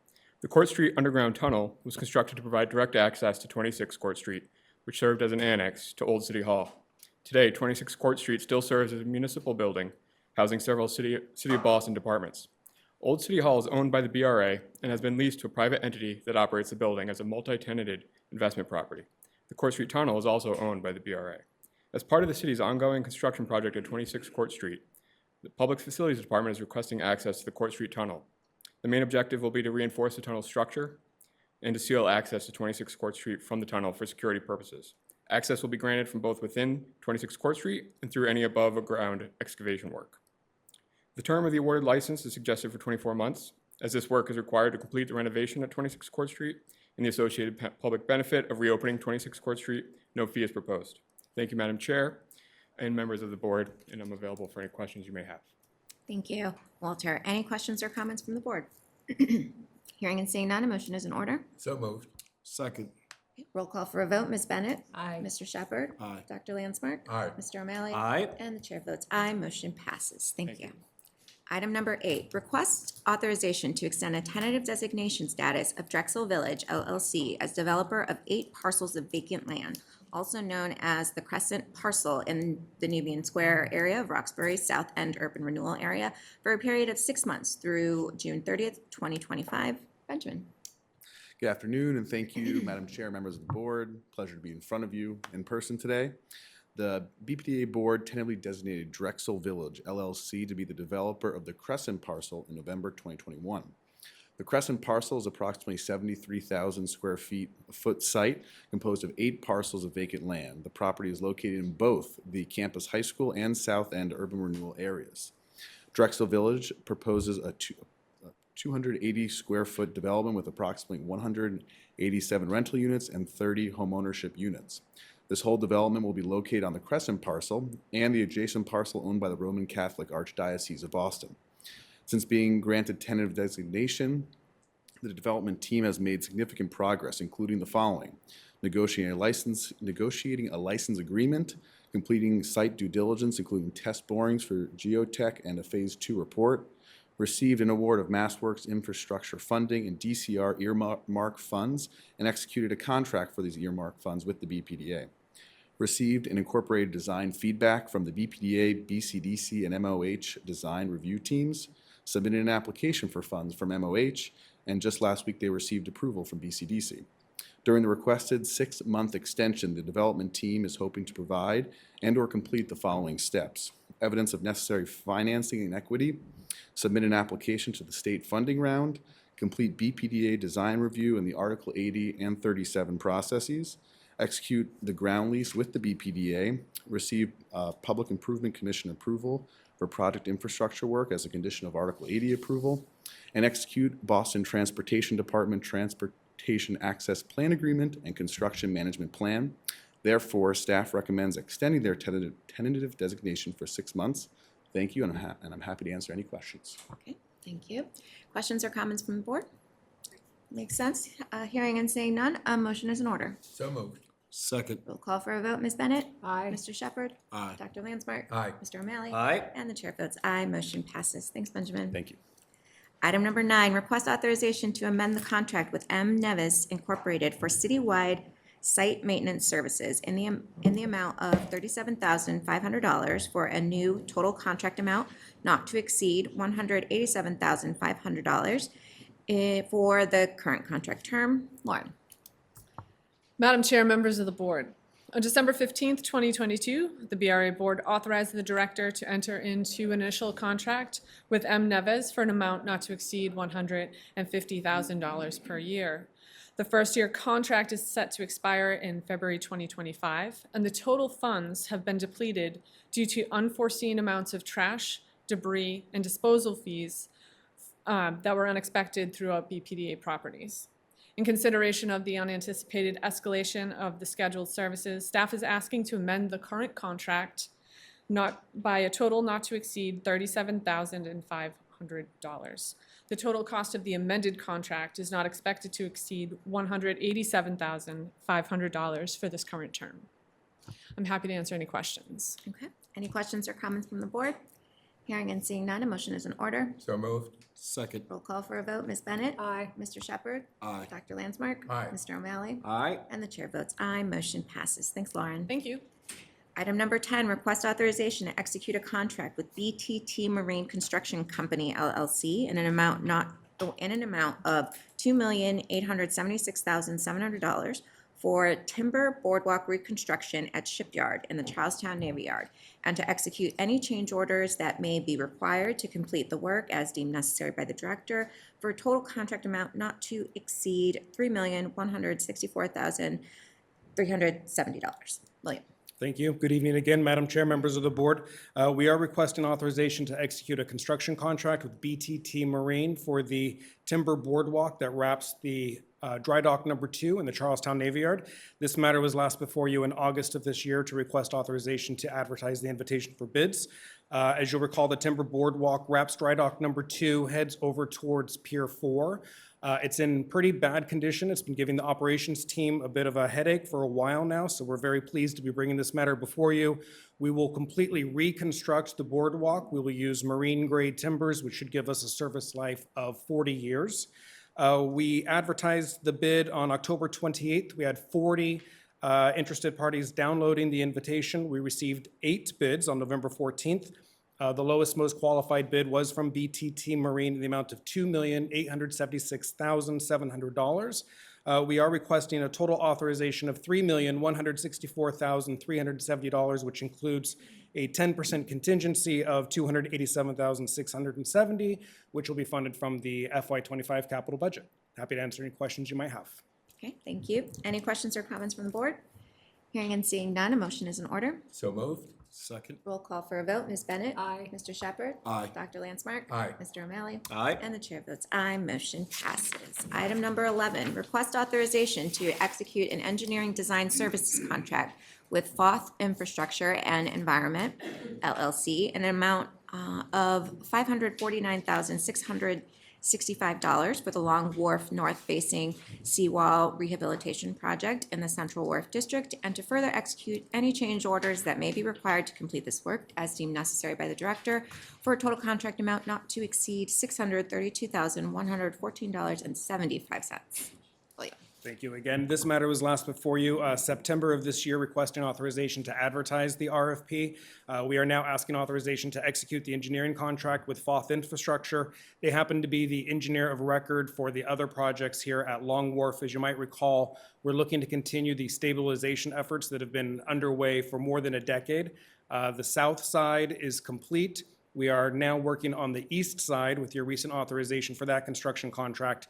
Now we are requesting authorization to get an engineer to look at the north side. There are some specific sites of the seawall that need some additional reinforcement, and this work is critical before any additional coastal resiliency projects happen. So we issued an RFP on October 14th of this year. We had more than 60 folks download the RFP. 4 proposals were received on November 21st. The most advantageous was, in fact, from Foth. They gave us a fee proposal of $549,665. We are requesting a total authorization of $632,114.75, which gives us a 15% contingency, a little bit higher than normal, of $82,449.75 to be funded out of the fiscal year 25 capital budget. Happy to answer any questions. Okay, any questions or comments from the board? Hearing and seeing none, a motion is in order. So moved. Second. Roll call for a vote. Ms. Bennett? Aye. Mr. Shepherd? Aye. Dr. Landsmark? Aye. Mr. O'Malley? Aye. And the chair votes aye. Motion passes. Item number 12. Sorry, I kick you. I kicked you. Sorry. Request authorization to issue a request for, wait, which one was I in? 12, right? Yeah, okay. Request authorization to issue a request for qualifications for house doctor, architectural, and engineering services on an as-needed basis for BRA-owned properties. William. So this is the same presentation that I gave earlier in the evening for EDIC. It would be a joint request for qualifications for the house doctor program. This one would serve the BRA properties. All the terms would be the same. Happy to answer any questions. Questions or comments from the board? Hearing and seeing none, a motion is in order. So moved. Second. Roll call for a vote. Ms. Bennett? Aye. Mr. Shepherd? Aye. Dr. Landsmark? Aye. Mr. O'Malley? Aye. And the chair votes aye. Motion passes. Thank you, Thank you. William. Have a good evening. Happy holidays. You too. Item number 13, request authorization to issue an invitation for bids for landscaping and maintenance services at BRA-owned properties in the downtown waterfront. Lauren. Madam Chair, members of the board, I'm here before you today to ask permission to issue an invitation for bids for the downtown waterfront landscaping and maintenance project. This project generally includes BRA-owned properties in the Central Wharf and Long Wharf areas of the city. The scope of services outlined in the IFP will consist of furnishing all necessary labor, materials, equipment, transportation, and supplies for landscaping and hardscape maintenance in downtown waterfront properties. The IFP will be publicly advertised pursuant to the Mass General Law Code 30 and 39, including advertising with local newspapers, the BPDA's website, the statewide Combine system, and the State Goods and Services Bulletin. The IFB will include all applicable wage requirements, and the resulting contract will be awarded to the responsible and eligible bidder with the lowest total bid price. The cost is not expected to exceed $150,000 per year, and I'm happy to answer any questions. Okay, questions or comments from the board? All right, hearing and seeing none, a motion is in order. So moved. Second. Roll call for a vote. Ms. Bennett? Aye. Mr. Shepherd? Aye. Dr. Landsmark? Aye. Mr. O'Malley? Aye. And the chair votes aye, motion passes. Before you go, William and Lauren, I just want to recognize that I do recognize there's a significant increase in volume of people who are downloading these requests for proposals and the amount of bids that we're getting, and their new names that I've never heard of. Not that I mean, I know they're reputable, whatever, but like, new names that we're seeing. And so I just want to recognize that, I know you guys have made significant efforts in this area too. So great job. Appreciate that. Thank you. Okay. Item number 14, request authorization to issue a certification of completion for the successful completion of parcel R-3A-2, project number Mass R-92, located at 900 Washington Street in the South Cove Urban Renewal Area, also known as the Josiah Quincy Upper School, pursuant to the land disposition agreement by and between the Boston Redevelopment Authority, doing business as the Boston Planning and Development Agency, and the City of Boston, acting by and through its Public Facilities Commissions, dated June 21st, 2019. Max. Thank you and good afternoon, Madam Chair, members of the board, Secretary, and Director Shen.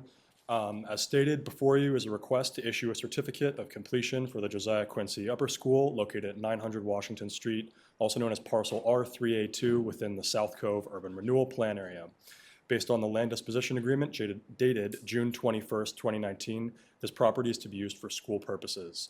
The Josiah Quincy Upper School is owned and managed by the City of Boston, acting through its Public Facilities Commission, who have requested that the BRA issues a certificate of completion certifying that all improvements on the property have been completed in accordance with the LDA. I visited the property on November 6, 2024, and found that the subject property was constructed according to the approved plans as described in the aforementioned land disposition agreement, namely that the property is serving as a school. Thank you again. I'm available to answer any questions. Okay. Questions or comments from the board? Hearing and seeing none, a motion is in order. So moved. Second. Roll call for a vote. Ms. Bennett? Aye. Mr. Shepherd? Aye. Dr. Landsmark? Aye. Mr. O'Malley? Aye. And the chair votes aye, motion passes. Thanks, Max. Okay, item number 15 has been removed. Item number 16, request authorization to issue a certification of approval pursuant to Article 80E Small Project Review of the Zoning Code for the proposed construction of 20 residential homeownership units, 10 car parking spaces, and 22 bicycle parking spaces located at 99 through 105 Addison Street, and to enter into a community benefits agreement and to take all related actions. Zoe and Ella. Thank you, and good evening, Madam Chair, members of the board, Director Shen, and Secretary Bohemus. My name is Zoe Schutte, and I'm a project assistant in the Development Review Division of the Planning Department. We're here before you this evening to discuss the proposed Article 80E small project located at 99 Addison Street in East Boston. The proposed project consists of a new 4-story multifamily rental building containing approximately 23,415 gross square feet, with 20 residential rental units, 10 vehicle parking spaces, and 22 secured resident bike parking spaces on the ground floor. The proponent filed a small project review application on September 26, 2024. A public meeting was held on October 21st and was advertised in the local newspapers, posted on the Planning Department website, and a notification was emailed to all subscribers of the East Boston Neighborhood Update List. The public comment period ended on November 8th. I will now turn it over to Ella to present the planning context before the development team begins their presentation. Thank you. Thanks, Zoe. Good evening, Madam Chair, members of the board, Secretary, and Dr. Shen. My name is Ella Wise, and I'm a senior planner with the Planning Review Team. The proposed project, next slide, please. The proposed project at 99-105 Addison is located in the Harbor View neighborhood of East Boston, across the street from a large warehouse and industrial space you can see on the northern section of the slide, and just a block east of Route 1A. Addison Street, running east-west, defines the edge between this industrial area and the Harbor View residential neighborhood. The transparent blue on this image shows the extent of the Coastal Flood Resiliency Overlay District, or CFROD. CFROD, as a reminder, is defined as the area anticipated to be flooded with a 1% chance storm event in 2070 with 40 inches of sea level rise. Simply put, land in the sea fraud is especially vulnerable to coastal flooding. Next slide. There has been robust recent planning and zoning in this area to guide the review of this project. So Plan East Boston was adopted by the BPDA board in January of this year. On the left-hand side of this slide, you can see the arrow pointing down towards the south side of Addison Street. It's a little hard to see. But that blue arrow is pointing to the general vicinity of the project on the south side of Addison, which had been zoned McClellan Highway Economic Development Area Subdistrict. The plan recommended shifting this area south of Addison Street to neighborhood residential zoning, and specifically to a new EBR4 zoning subdistrict.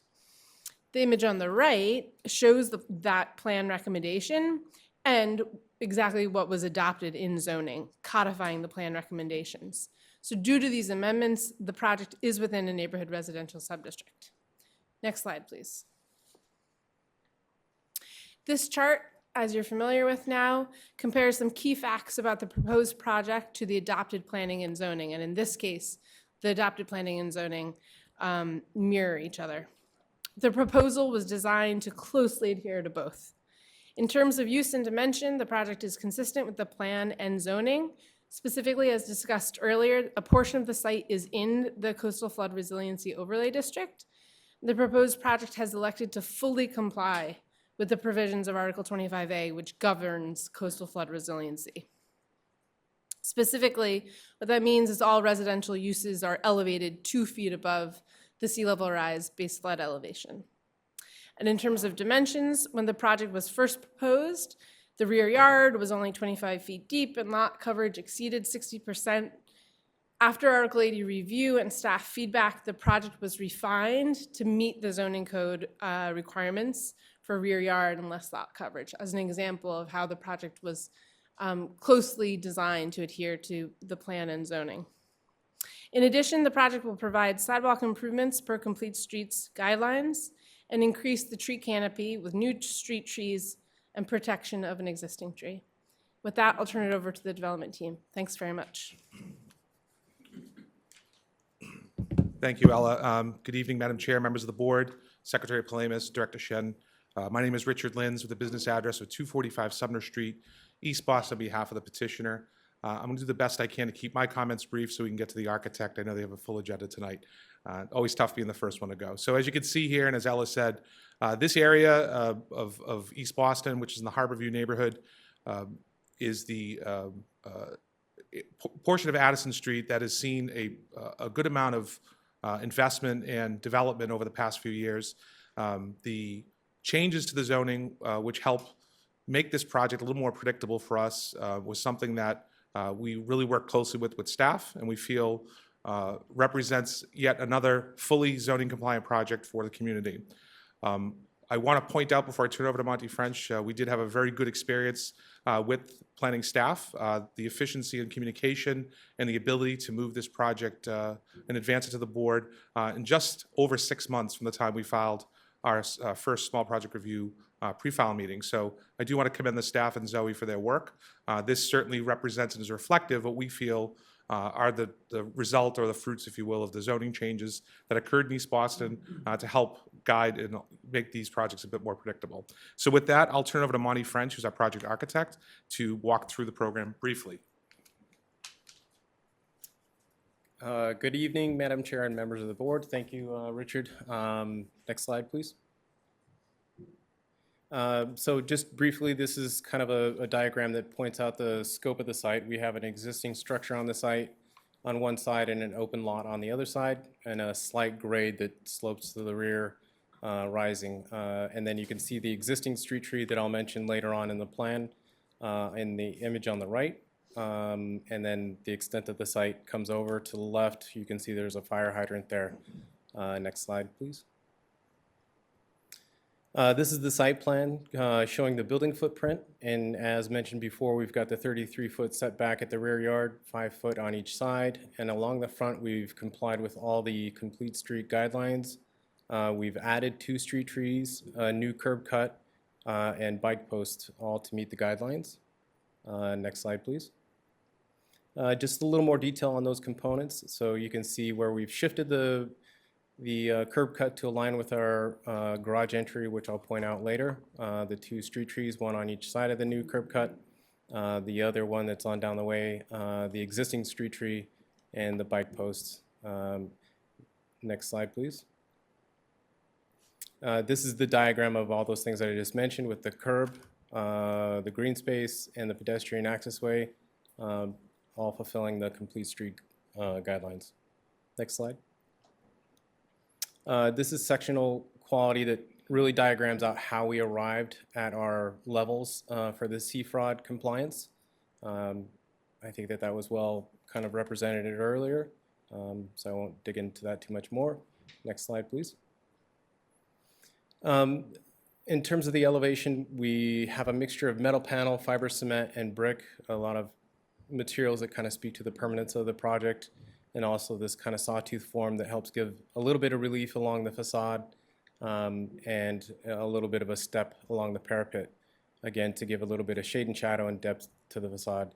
We also chose to use much larger windows to give a lot of good daylight to the spaces inside. Next slide, please. And then along the rear, we have some private outdoor spaces with balconies. The materials used back here are a little more simpler with shiplap siding and, again, brick at the base of the building. Next slide, please. More of the same material at each side of the building. Next slide. Next slide. So these are the final renderings that we arrived at, again with metal panel, brick, fiber cement, and the large window format. Next slide. So this is kind of getting into the streetscape and pedestrian experience of the building. So you can see here we have the pedestrian ramp that gets down into the entry, again dealing with the freeboard of the coastal flood resilience sectional arrangement of the building, and then you can kind of see how the sawtooth, also creates a canopy for the entry and a little bit of dynamic to the facade. The screen panel that you can see there along that ramp is into the parking area. The parking is 10 parking spaces. We have at the lobby, we have 22 bike parking spaces, trash, and mechanical. Next slide, please. And then this is just another overall rendering. That's all. Happy to answer any questions. Okay, great. Questions or comments from the board? Just a quick question. What, sorry if I missed this, but what size are the units in terms of bedrooms? I mean, we have a full range of 1 to, it's all 1 and 2 bed units. 1 and 2? Yeah. Thank you. Additional questions or comments? Quick question. I saw that there's a contribution to Tree Eastie. If someone gets out, what is Tree Eastie? Sure. Yeah, I can explain that, Madam Chair. So Tree Eastie is an organization that has worked to expand the tree canopy in East Boston. East Boston is one of the few communities in the city with probably the least amount of tree cover. It's a nonprofit that has generated a lot of interest and worked very closely with the development community. So one of the things that we look at as we eliminate some of the tree canopy or some of the caliper on site is to replace that in kind either through a contribution or additional trees, whether those are street trees or trees on site. And so we've estimated the value at about $17,000 for replacement of trees that may be removed from the site, and we'll make that contribution to Tree Eastie. Okay, thank you. And wow, 6 months. What? I'm used to that being a year's number. So, so kudos to the planning department.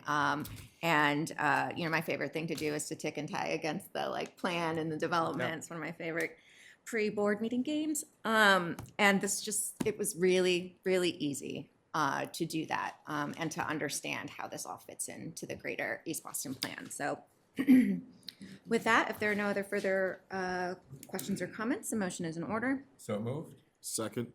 Roll call for a vote. Ms. Bennett? Aye. Mr. Shepherd? Aye. Dr. Landsmark? Aye. Mr. O'Malley? Aye. And the chair votes aye. Motion passes. Congratulations. Thank Good you luck. very much. Have a great evening and safe holiday. You too. Thank you. All right, item number 17. Request authorization to issue a certification of approval pursuant to Article 80E Small Project Review of the Zoning Code for the proposed construction of 54 residential rental units, including 7 IDP units, 21 car parking spaces, and 50 bicycle parking spaces located at 1305 Hyde Park Avenue to enter into an affordable rental housing and restriction agreement, and to enter into a community benefits agreement, and to take all related actions. Daniel. Good evening. Thank you, Madam Chair Rojas, members of the board, Director Shen, and Secretary Paul Hemus. My name is Daniel Polanco. I'm the project manager for the proposed Article 80 small project before you tonight at 1305 Hyde Park Avenue, located in the Hyde Park neighborhood. The project's proponent, 1305 Hyde Park LLC, consists of 5-story residential rental building containing 54 dwelling units, maximum of 21 parking spaces. Within the 54 units will consist of 44 studios, 8 one-bedrooms, 8 one-bedrooms, two two-bedroom units. All the 21 parking spaces are located internally within the building. Out of those 54 dwelling units, 7 of those, or approximately 12.96% of the total units within the proposed project, will create IDP rental units. All 7 units were made affordable to households earning income no more than 70% of an AMI. The proponent took the BPDA's recommendations into consideration and incorporated them into their design, filing their small project review application on June 5th, 2024. Following that, we had public meetings that were held July 16, 2024, September 30th, 2024, and the last one being December 3rd, 2024. Thank you for your time and consideration for this project before you tonight. To have the development team here with me today to present the project in detail, to answer any questions you may have regarding the project. I'll now turn it over to Ford Del Vecchio, who will discuss the planning context. Thank you. Thank you, Dan. Next slide, please. Good evening, Chair Rojas, Secretary Blemis, members of the board, and Director Shen. My name is Ford Del Vecchio, and I'm the plans reviewer assigned to this project. The proposed project is located at 1305 Hyde Park Avenue, one of the main thoroughfares of the Hyde Park neighborhood. The area is largely defined by its mixed-use character, with the surrounding buildings being a combination of commercial, single-family homes, and smaller multifamily properties. 2 blocks north is River Street, where there is a cluster of local commercial businesses. The Hyde Park MBTA station is located directly behind the property, which serves the Providence-Stoughton line. In addition, the Fairmount Indigo line is a half-mile from the proposed project. On the same block as the property, there is a collection of MBTA bus stops that serve the 32, 33, 40, and 50 bus routes. Next slide, please. The proposed project is located in the NS2 subdistrict of the Hyde Park Neighborhood Zoning District. Staff review was informed by existing zoning as well as insights from ongoing planning processes. In January 2024, the BPDA launched a small area planning study for Cleary Square as part of the citywide Squares and Streets Planning and Zoning Initiative, focused on adding, supporting, and improving housing, public space, small businesses, and arts and culture in transit-accessible neighborhood centers and along main streets.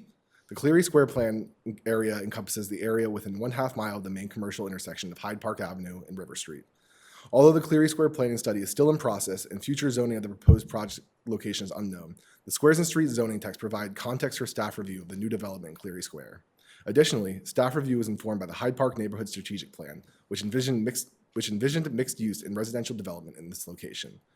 This plan was adopted in 2011 and subsequently encoded in Zoning Article 69, which forms the basis for the project design. Thank you, and I will now turn it over to the development team to present the project in more detail. Thank you, Madam Chair, members of the board. Michael McKay, I'm the project architect, and with me is the property owner and developer, Joseph Federico. Next slide, please. As mentioned, this is at the corner of Dana Ave and Hyde Park Avenue, walking distance to the commuter rail. Just you can see on the top end of the image, and also walking distance to Cleary Square. We're proposing a 5-story structure that with 54 residential units. Sorry, need my glasses. 44 studio units, 8 one-bedrooms and 2 two-bedroom units with 21 garage parking spaces and 54 residential bike spaces. We also have 12 visitor parking spaces. Next slide, please. It's just an aerial view of the site. Dana is running at the bottom and Hyde Park Ave to the right side. Next, please. It's just a couple of context pictures of the images of existing structures. Next, please. This is a neighborhood, it's just some inspiration from some of the other projects in the neighborhood across the street and nearby projects. Kind of took our clues from the design from some of the bays of the typical triple deckers, and we can show that as we progress. Thank you. Next. Next, please. This is the site plan prepared by Verdant Landscape Architects. Again, Dana is running on the bottom of the street, Hyde Park on the right. The garage entrance is off on Dana to get it off of Hyde Park Avenue. There's a amenity space on the top of the site, and then street plantings and new sidewalks and widened sidewalks wrapping around the entire site. Next, please. Just some details of landscape and the tree selections by the landscape architect. Next, please. And one more. Next, please. Trying to go fast. And this is just a detail of the sitting area, the landscaped amenity space in the back of the site. Next, please. Just an existing condition site. Next. Sorry. This is the garage parking level and the bike storage. The entrance is off of Hyde Park Avenue, enters into the lobby, and bike access is directly off of both the garage and the lobby, and also access to the exterior. Next, please. Next. Just to blow up. I'm sorry, there's so many drawings. Next. Skips, it jumps right to the roof plan. So we have a roof deck. Roof deck with both stairs and the elevator providing access to a common roof area. Next, please. The design of the building, again, it's 5 stories. Ground level is the garage. We worked with BPA staff. We're introducing a trellis to promote vines at the ground level to provide some greenery. It is a full brick base, and then the materials are a mixture of different color siding, not showing up so well in this drawing, but panels and horizontal siding and some lap siding as well. Next, please. This is the Hyde Park Avenue. It's a little bit skewed as it's not a straight-on view, but the entrance to the is off of Hyde Park is shown in this elevation. Next, please. And this is the rear elevation, and this provides access to that landscaped area. Next, please. And that's it. Thank you. Okay, thank you. Do we have questions or comments from the board? Through the chair. Please.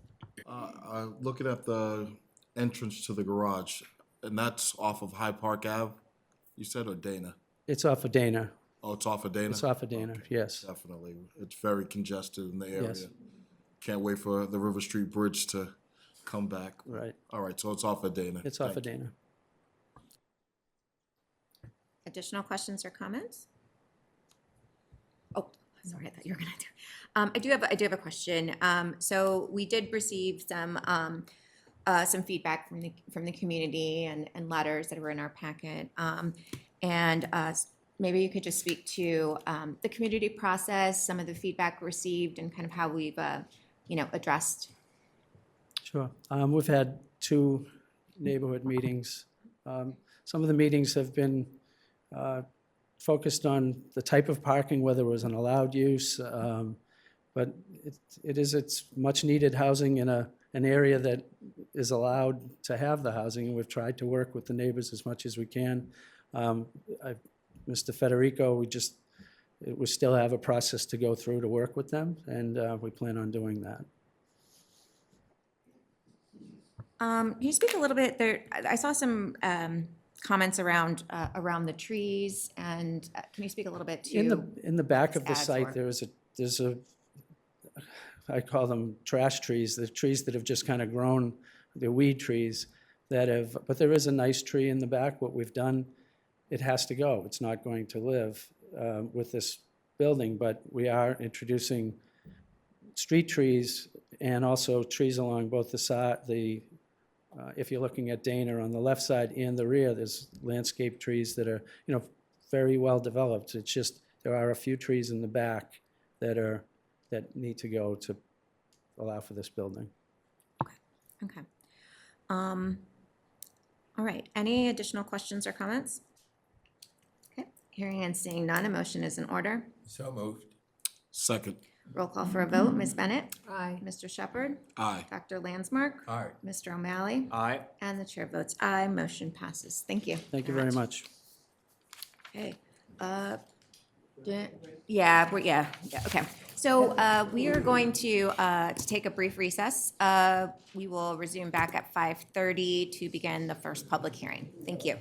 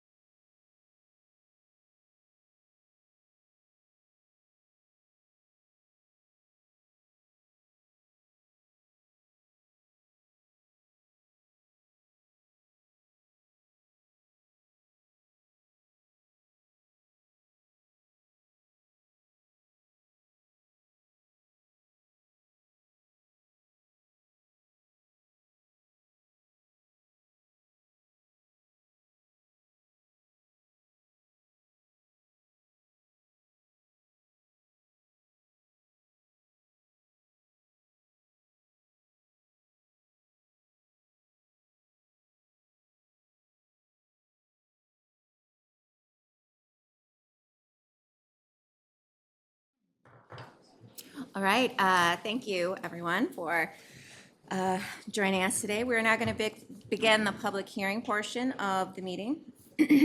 So simultaneous Mandarin, Cantonese, and Spanish interpretations are being provided for this meeting using the language interpretation function within Zoom. We ask that you please be patient in case of any technical issues. Language interpretation will not be enabled until instructions on how to access interpretation services have been translated into Mandarin, Cantonese, and Spanish. Once interpretation has been enabled, a globe icon will appear at the bottom of your Zoom screen.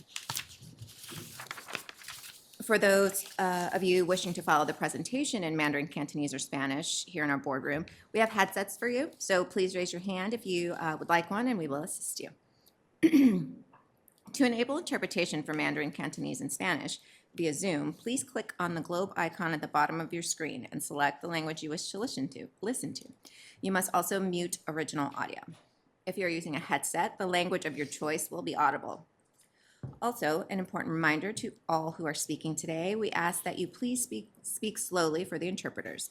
If you are speaking too fast, I may interrupt you and ask you to speak more slowly so that the translator can catch up with your information. Thank you. So, Tina, will you now please interpret the instructions I gave into Mandarin? Yes, ma'am. 大家好，我们现在是公共发言这一块儿了。那么一会儿呢，他们会有人把这个翻译的这个一个地球仪会打出来。那么请看到之后呢，点击我们的普通话的频道。如果是您用手机或者是平板上线的话，请你点击你手机的右下角的3个点，然后进入到翻译的这个地球仪的频道之后，选择我们普通话的频道。那么如果是您进到这个频道之后，你可以选择把原始的音频给它屏蔽掉，这样你就只听到我们的翻译频道。那么他们有这个现场的，如果你需要的话，可以跟他们现场去要这个耳机。那么如果你需要一会儿发言的时候，需要我们那个这边的翻译到现场帮助您翻译，您可以跟他们讲，我们就会到您的现场楼里去给您提供实时的这个翻译服务。那么一会儿他们讲话的时候，会有专门人提醒他们，讲得太快的话要慢下来，为了能够让我们的翻译的完整准确。好，那么他们接下来会有广东话还有西班牙的语的翻译来解释一下以上我所讲的这些内容。那么等他们的翻译功能打开了，地球仪出现了之后，再请您进入到我们的同声传译频道里边。我还有 Sharon， 一会儿见。Thank you. Thank you, Tina. Maple, will you now please interpret the instructions I gave into Cantonese? OK， 大家好啊！今晚我將會係我同 Anita 會係你哋今晚嘅廣東話翻譯啦。咁你哋陣間喺個呢個翻譯頻道打開之後咧，你就會喺你個 Zoom 嘅視頻下方嘅出現一個地球儀嘅圖式，咁你點擊入去咧就可以進入到個廣東話頻道啦。如果你係喺手機或者平板電腦裏邊登錄嘅話咧，你就可以點下邊3個點嗰度選擇更多，跟住進入嗰個翻譯頻道裏邊啦。咁今晚係會有廣東話啦、普通話啦同埋西班牙文嘅同聲傳譯嘅。咁在場嘅到現場裏邊聽嘅需要翻譯嘅人咧，亦都可以喺現場度攞起耳機。咁嗰度你會選擇嗰個相對應嘅耳機去聽嗰個語言翻譯。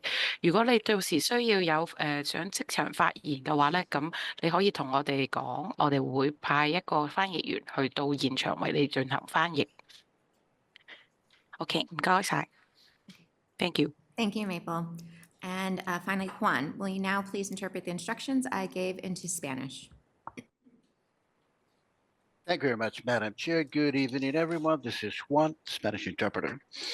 Muy buenas noches para todos. Estamos ofreciendo el servicio de interpretación en mandarín, cantonés y español. Para poder utilizar la interpretación que está siendo ofrecida utilizando la función de Zoom, les pedimos ser pacientes en caso de tener algún problema técnico. La interpretación no será habilitada hasta que se den todas las instrucciones de los servicios en cada uno de los correspondientes idiomas, mandarín, cantonés y español. Una vez la interpretación sea habilitada, con el icono en la parte inferior derecha de sus pantallas, hagan un clic y seleccionan español como su idioma de preferencia. Para aquellos que deseen seguir la interpretación en mandarín, cantonés o español, aquí en la sala de la Junta tenemos audífonos disponibles. Por favor, levanten la mano si necesitan la interpretación. Para habilitar la interpretación en español, mandarín o cantonés vía Zoom, por favor hagan un clic en la parte inferior derecha de sus pantallas y seleccionan español como su idioma de preferencia. También es importante que hagan un mute en el audio original para poder participar activamente de esta reunión. Es importante recordarles a todos que hablen despacio para poder asistir la interpretación y la precisión del intérprete en la presentación. De lo contrario, me veré obligado a interrumpirlos para que hablen más despacio y poder asistir la interpretación. Thank you very much. Back to you, Madam Chair. Okay, thank you, Juan. And Ani, will you please now activate the interpretation, and we'll give everyone a few seconds to join.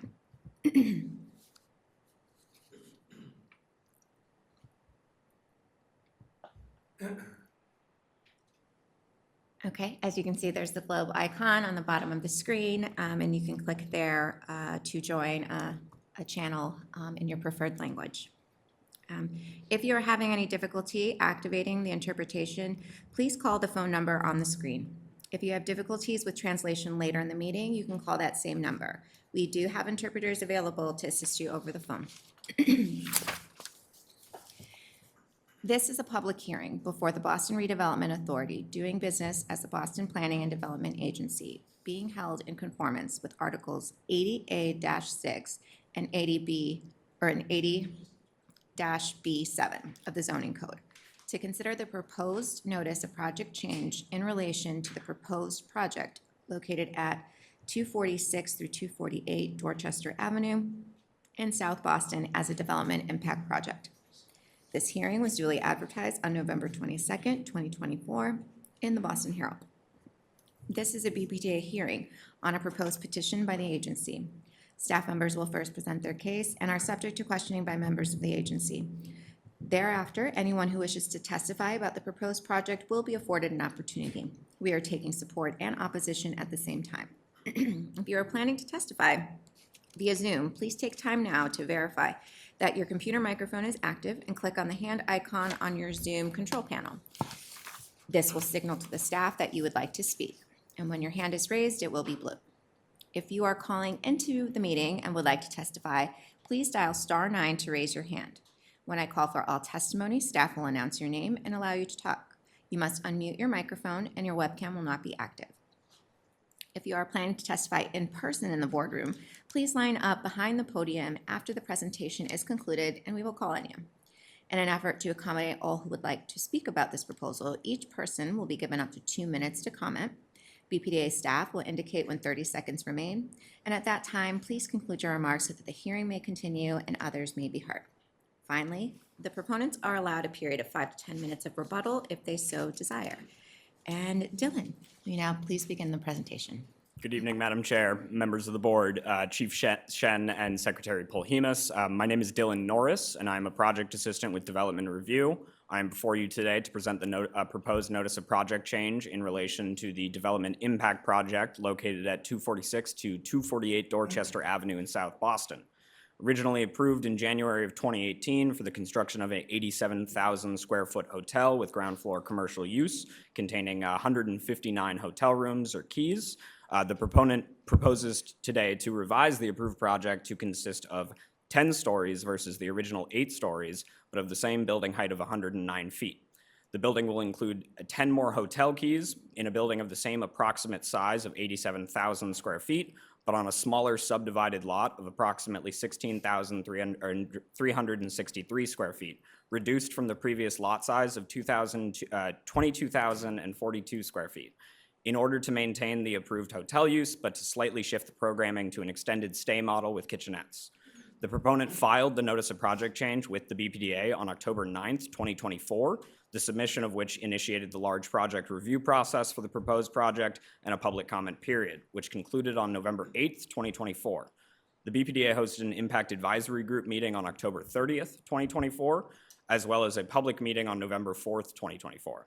Both meetings were advertised in local newspapers, posted to the BPDA's calendar, and an email notification was sent out to all subscribers of the BPDA's South Boston Neighborhood Update List. Thank you, and I will now turn it over to Ford Del Vecchio to review the planning context in which the planning department staff reviewed the project.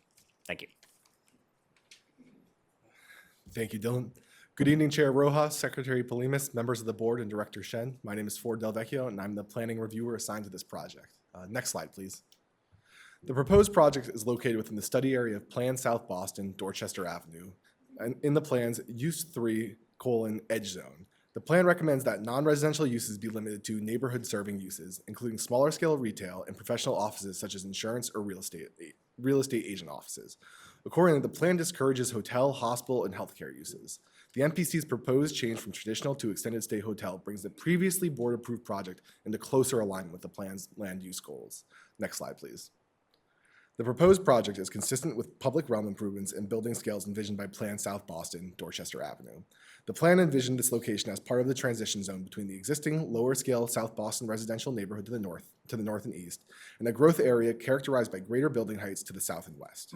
While the MPC proposes to increase the floor area ratio and lot coverage, the plan does not recommend a maximum floor area ratio, and lot coverage up to 100% is recommended for this location. The previously board-approved building height of 109 feet is also consistent with the plan's maximum recommended height of 120 feet. Thank you, and I will now turn it over to the development team to present in more detail. Thank you, Ford. Thank you, Dylan. Good evening, Madam Chair, members of the board, Secretary Polimas, Director Shen, Attorney Joe Hanley. I have the pleasure of representing the proponent development team who are with us tonight. Jason Sincata, Chris Brokoff, part of a joint venture. We are excited to bring this hotel development hopefully to fruition. We also have Michael LeBlanc from UTIL, who was the original architect for the approved project and has helped us work on this NPC. Just quickly, I want to thank Dylan, of course, and Ford and Casey Hines and John Dalzell and the entire team here at the planning department for helping to lead us through this notice of project change. Also want to thank the members of the Impact Advisory Group, as well as the South Boston elected delegation. So this site is an underutilized site on Dorchester Avenue that for years has been a car rental site. It is next to Doughboy Donuts, which is sort of an institution in the neighborhood. And our client has since had the opportunity to assemble a little more property in this node. And so we're very pleased to be here with an improved site program and overall design with upgrades that, as Dylan mentioned, still retain the same building height and approximate scale, but would introduce, we think, some new elements that are more complementary and consistent with the needs of the community. So when we were approved in 2018, that was pre-pandemic. Unfortunately, the client was prepared to pull a building permit, and then we were hit by a global pandemic, which decimated the hospitality industry. What's come out of that is working with the BPDA and being in the Plan.av area are some improvements here that, if you go to the next slide, will create new jobs, but also introduce a contributing use that will support the local business district and also serve what has become more of an emerging growth in the .av corridor. So you'll see over here, and Michael will go through this for you, the original proposed development. Again, the same height, 10 less keys, and the improved version, which we'll show you on the site itself. The other aspect here is we're looking at an extended stay component, which we think also fits really well into the South Boston community and would help with the other commercial job creation that is going on along this corridor, as well as to offset some of the impacts in residential uses that aren't really appropriate for extended stay.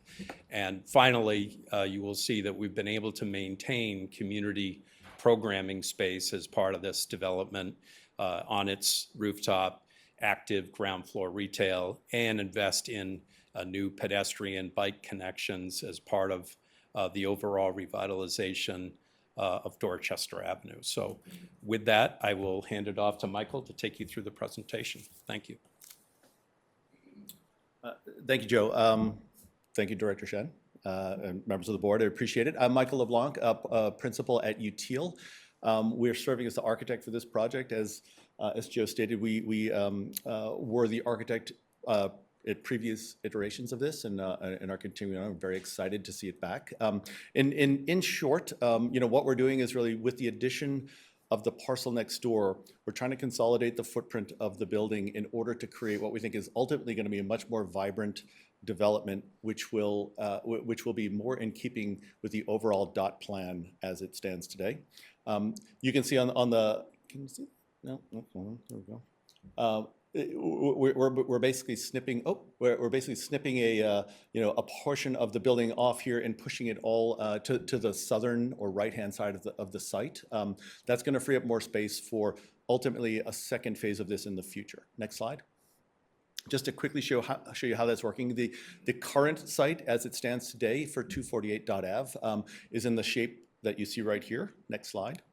The acquisition of 220.av sort of changed the thinking on this. Next slide. And now what we're looking at is taking approximately 4,000 square feet or so and pushing it over to the 220 site, ultimately making that the shape and size of that parcel much more productive, we think, for a future development, and being able to consolidate our plan for the hotel at the 248 site, which is left over. Next slide. So just to quickly orient you, we're right across from the Cabot Yards, which we know there's been lots of talk about in recent years. And if you look around our site in these kind of yellow outlines, there's multiple sites that this board has approved or are in approvals or have been constructed or in the process of construction. This little void where our triangle is seems conspicuously empty right now, and we're really excited that we're helping to kind of fill that in. Next slide. Also, if you look just a few steps down Dorchester Avenue, and so we've kind of mimicked where our site is relative to all of this development here, which is the Washington Village, the National Developments Project, which the name of which escapes me right now, and then the On the Dot development with Core Investments, which this board has approved all of this development in previous months. But as far as we know, and we're involved with a lot of it, there's no hotel use here being proposed. We feel like as a complement to all of this development, both residential and commercial, having a hotel in this location would be very beneficial for the neighborhood. Next slide. We are complying with the DOT plan in terms of height, lot coverage, commercial frontage, step backs. So we were, I believe this project was one of the first previously approved as part of the DOT plan, and this kind of iteration of it also complies with all of these same aspects of the plan. Next.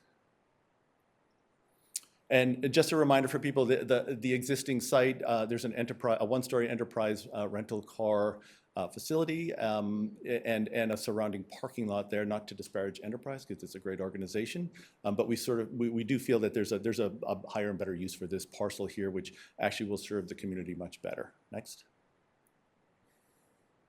So quickly to walk you through the site plan here, just getting the back of house out of the way first.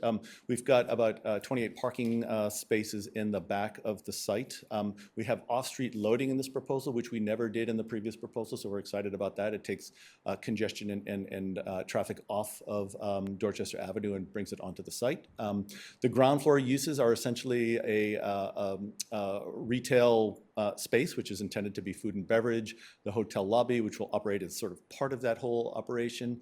We're adding a new bike lane, which is curbed between West 5th Street and West 6th, as well as a new robust planting strip and widening the sidewalks up to 10 feet here. And if you've ever walked down this stretch, you'll know that that's going to be a great improvement. We're also looking at creating more striping and more visibility for pedestrians as they cross in front of the Doughboy site right now, which is a little bit precarious at the moment. Next. Just quickly, the one question you might have is how are we getting 10 stories where we used to have 8, but in the same height? Couple things there. At the top of the building previously, we had much larger event spaces with much higher ceilings. Those event spaces are no longer part of the project, and we've substituted for those what we think are much more neighborhood-focused uses. So the F&B on the ground floor, but also at the 8th floor, we've got an outdoor deck and a food and beverage lounge, which will be affiliated with the ground floor F&B. And so that allows us to have much tighter floor-to-floors and stay within that 109 feet that were originally proposed for. Next slide. So just quickly talking a little bit through the massing and the design. This is looking at the building and along to the south, so standing north of the building, but looking south along Dorchester Avenue.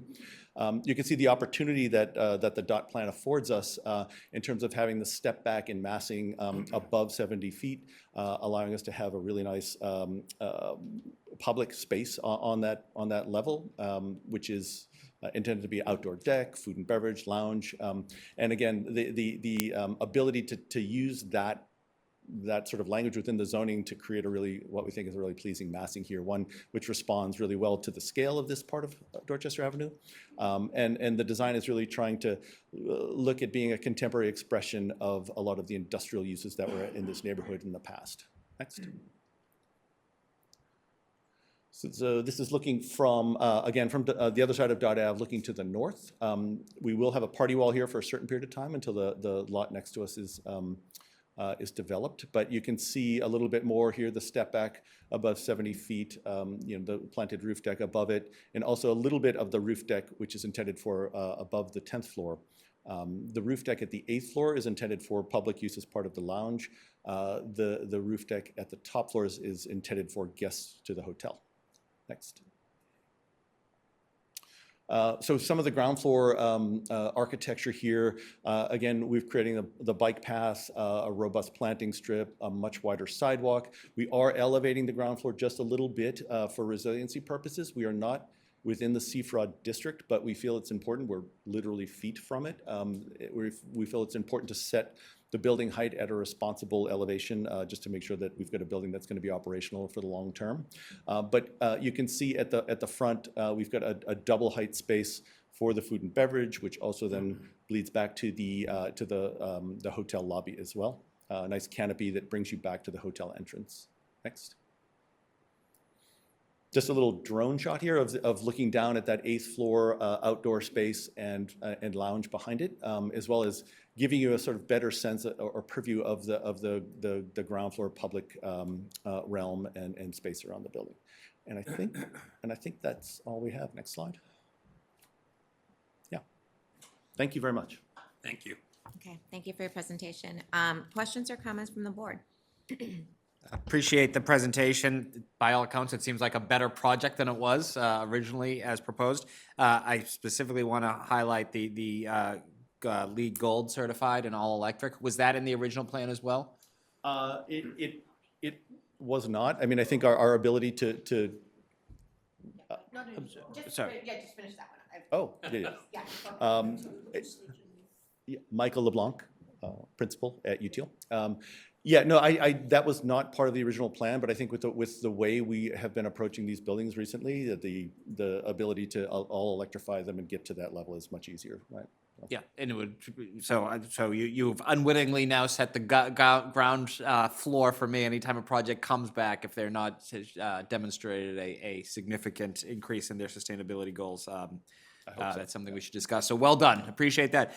More out of curiosity than anything else, as the newest person of the board, you talked about the increase of room keys or keys as opposed to rooms. Is that because of suites versus room? Is that the parlance you use with hotels? Yeah, it's a little bit of a change in the program, as I mentioned, to introduce some extended stay, especially as we become the first hotel in the growth zone with new corporate headquarters and jobs and the like. So we think there's a need for that. There are units that have kitchenettes that are sort of understood. They appeal not just to business travelers, but families or folks in the neighborhood that may have someone coming to stay for a few weeks, or or longer corporate stays and the like. And in South Boston, there's not a lot of that, and so you do see some negative impacts, I think, in some of the older residential that are maybe being used in ways that shouldn't be used like that. But we think the hotel will be, that's a very good programming change and also very feasible for the overall program. Okay, thank you. Thank you both. Thank you, Madam Chair. Okay, apologize for a little brain fog there. This is a public hearing, so we're gonna hold the rest of the board's questions and take public testimony. So, Secretary Paul Hemus, are we doing in person first? Sure. Okay. Is there anybody who would like to testify? Please line up behind the podium. Hello and good evening. Good evening, Madam Chair, members of the board, Secretary Paul Hamus, Director Shen, Madam Ambassadors. My name is Kevin O'Sullivan. I'm from Councilor Aaron Murphy's office. Councilor Murphy is in support. Thank you very much for your time and consideration. Have a great night. If there's anybody on the Zoom who would like to testify, please raise your virtual hand. Mark, you can unmute yourself.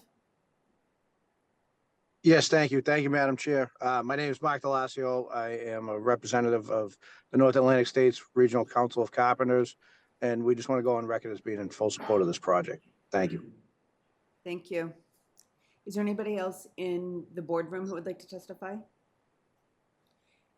Is there anybody else on the Zoom who would like to testify?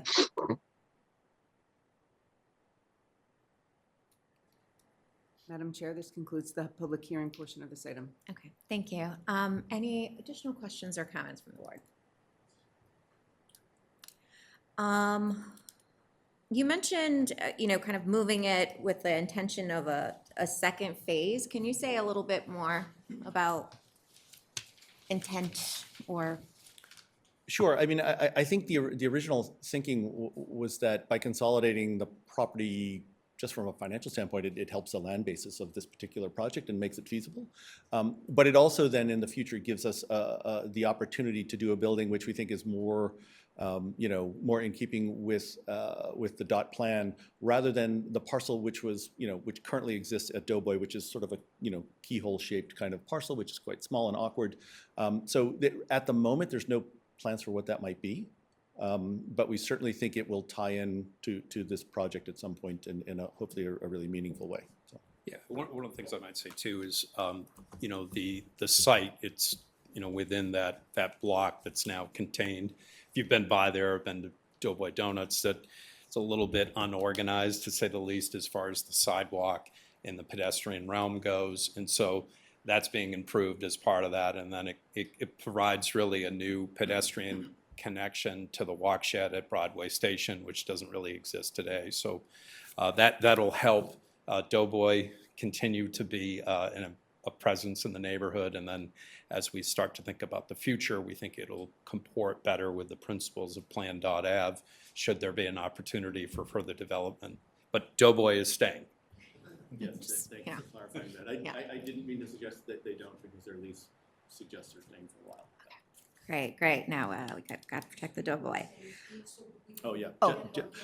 Sure. Just to clarify, I didn't mean to suggest Doughboy was going anywhere anytime soon. Their long-term lease suggests they'll be there for quite a while, and we love having them there as a neighbor. Okay, great. And I'm just curious, what's the market demand based on your analysis for the extended stay versus a regular hotel or housing?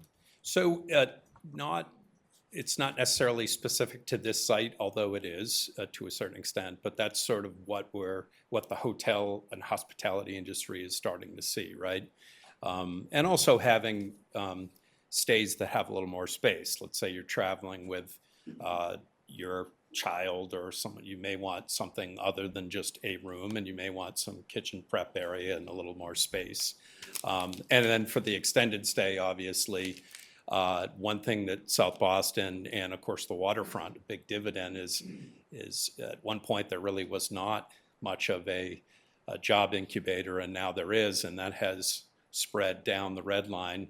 And of course we talked about 4 acres, 22 acres of being master planned at the Andrew Square station. And so we see these connecting together, and certainly that there's a huge need for a lot of those companies for folks to stay a little longer than a few nights, or maybe have a place when they come in. And I also think that it helps for South Boston residents and people in the area if you were to move out or need a place to stay for a little bit, but want to remain in your neighborhood. And so the data sort of speaks to that, and things have changed, and that's we're going to be the first one. And so with this size of 169 keys or rooms, we also think it's a appropriate sort of boutique start, and not to test that market. Great. Okay, thank you. Additional questions or comments from the board? Hearing and seeing none, a motion is in order. So moved. Second. Roll call for a vote. Ms. Bennett? Aye. Mr. Shepherd? Aye. Dr. Landsmark? Aye. Mr. O'Malley? Aye. And the chair votes aye. Motion passes. Thank you. I like the Thank you very changes. much. Have a good evening. Okay.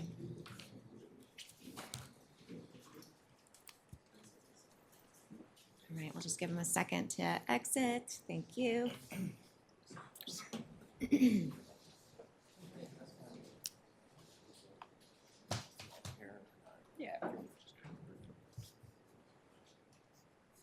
Awesome, great, thank you.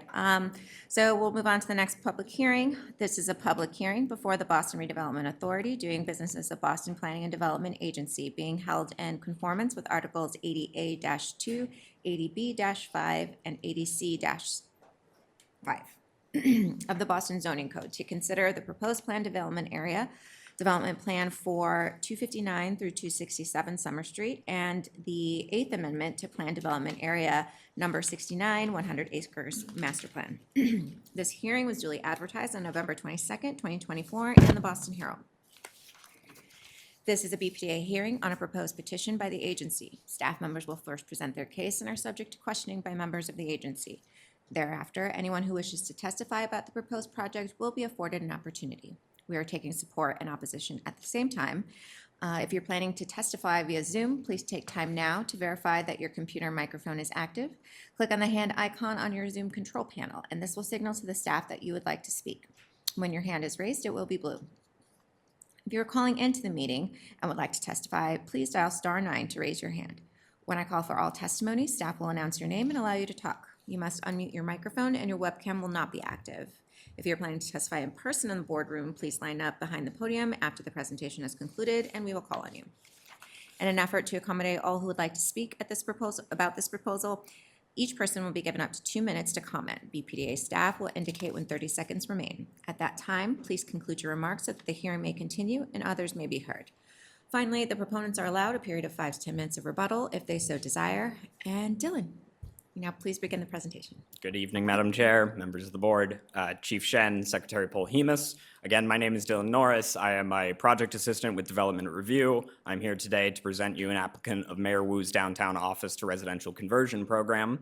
The proposed Article 80B large project located at 259 to 267 Summer Street within Planned Development Area Number 69, the 100 Acres Master Plan, as well as the proposed 121B agreement required to effectuate the Downtown Residential Conversion Incentive Pilot Program. The proposed large project contemplates the adaptive reuse of the existing 8-story office building located on the 8,970 square foot lot on the corner of Melcher and Summer Street. The proposed conversion will result in a new net residential total approximating 55,695 square feet, including 77 rental units, 36 studios, 24 one-bedrooms, and 7 two-bedrooms. 15 of these units will be affordable units, 12 IDP units held at 60% AMI, as well as 3 units reserved for HUD voucher holders. Based on BPDA staff review under Article 80 and review under the pilot program, the proponent has been selected to receive a pilot agreement based on the pilot program criteria. The proponent will, upon approval by the BPDA board, enter into a pilot agreement among the City of Boston and the BPDA. If approved today, the city and the BPDA will provide the proposed project an average tax abatement of up to 75% of the assessed residential value for a term of 29 years, terms which are consistent with the October board vote. On June 24th, 2024, 263 Summer Street Development LLC applied to Mayor Wu and the BPDA's Downtown Residential Conversion Program. The pilot program was authorized by the BPDA board on October 12th, 2023, and offers to approved applicants the tax abatement in exchange for converting their underutilized, I'm sorry, you can go to the next slide as well, thank you, for converting their underutilized office building into multifamily residential units.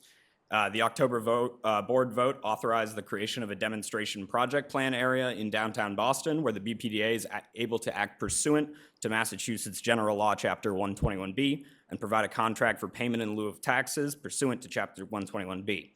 In order to comply with the rules and regulations under Massachusetts General Law, Chapter 121B, Section 16, the BPDA must take an interest in the project site. To effectuate that, the BPDA and the owner of 259 to 267 Summer Street will enter into a deed agreement which conveys limited rights in the 259 to 267 Street property. Additionally, the owner and the BPDA will enter into an indemnification agreement to ensure the BPDA does not have any liability on the property. On September 24th, 2024, the BPDA received a letter of intent from the proponent. Based on the criteria of the executive order signed September 23rd, 2024, the formation of an impact advisory group was waived. On September 27th, 2024, the BPDA received a project notification form, a planned development area development plan, and the proposed 8th master plan amendment to the 100 acres master plan. The BPDA hosted a virtual public meeting on October 21st, 2024, which was well attended and well received. The public meeting was advertised in local newspapers and a notice was posted on the BPDA's calendar as well as sent to the South Boston and South Boston waterfront distribution list. And the comment period for all 3 filings closed on November 27th, 2024. I am joined today by John Wild, the BPDA Senior Program Manager for Downtown Conversion Pilot Program. And thank you. I will now turn it over to Ted Schwartzberg to go over the planning context in which the planning staff reviewed the project. Thank you. Thank you, Dylan. Ted Schwartzberg is Assistant Deputy Director for Planning Review. Good evening, Chair Rojas and members of the board. As Dylan just noted, the primary planning context is the Office to Residential pilot program. In terms of zoning, this site is located in M Industrial District, but the most relevant zoning is a PDA overlay that this is consistent with. And then finally, I also wanted to include an image for you of the CFROD, the Coastal Flood Resilience Overlay District. Incidentally, this parcel highlighted in red is on high ground, and so it is less vulnerable to flooding, and this once and future island is why Summer Street is where it is. And with that, I'll now turn it over to the proponent to present their proposal. Thank you. Chad Woolman with Balance Architects. Yeah. Sorry, George, is that you? Good evening, Madam Chair, members of the board. I'll be presenting the project to you today. While I'm presenting remotely, we do actually have Adam Burns and George Moranci attending in person. So let's kind of jump into it. So here we have kind of the site maps up. As we mentioned, the 263 Summer Street here kind of highlighted in yellow.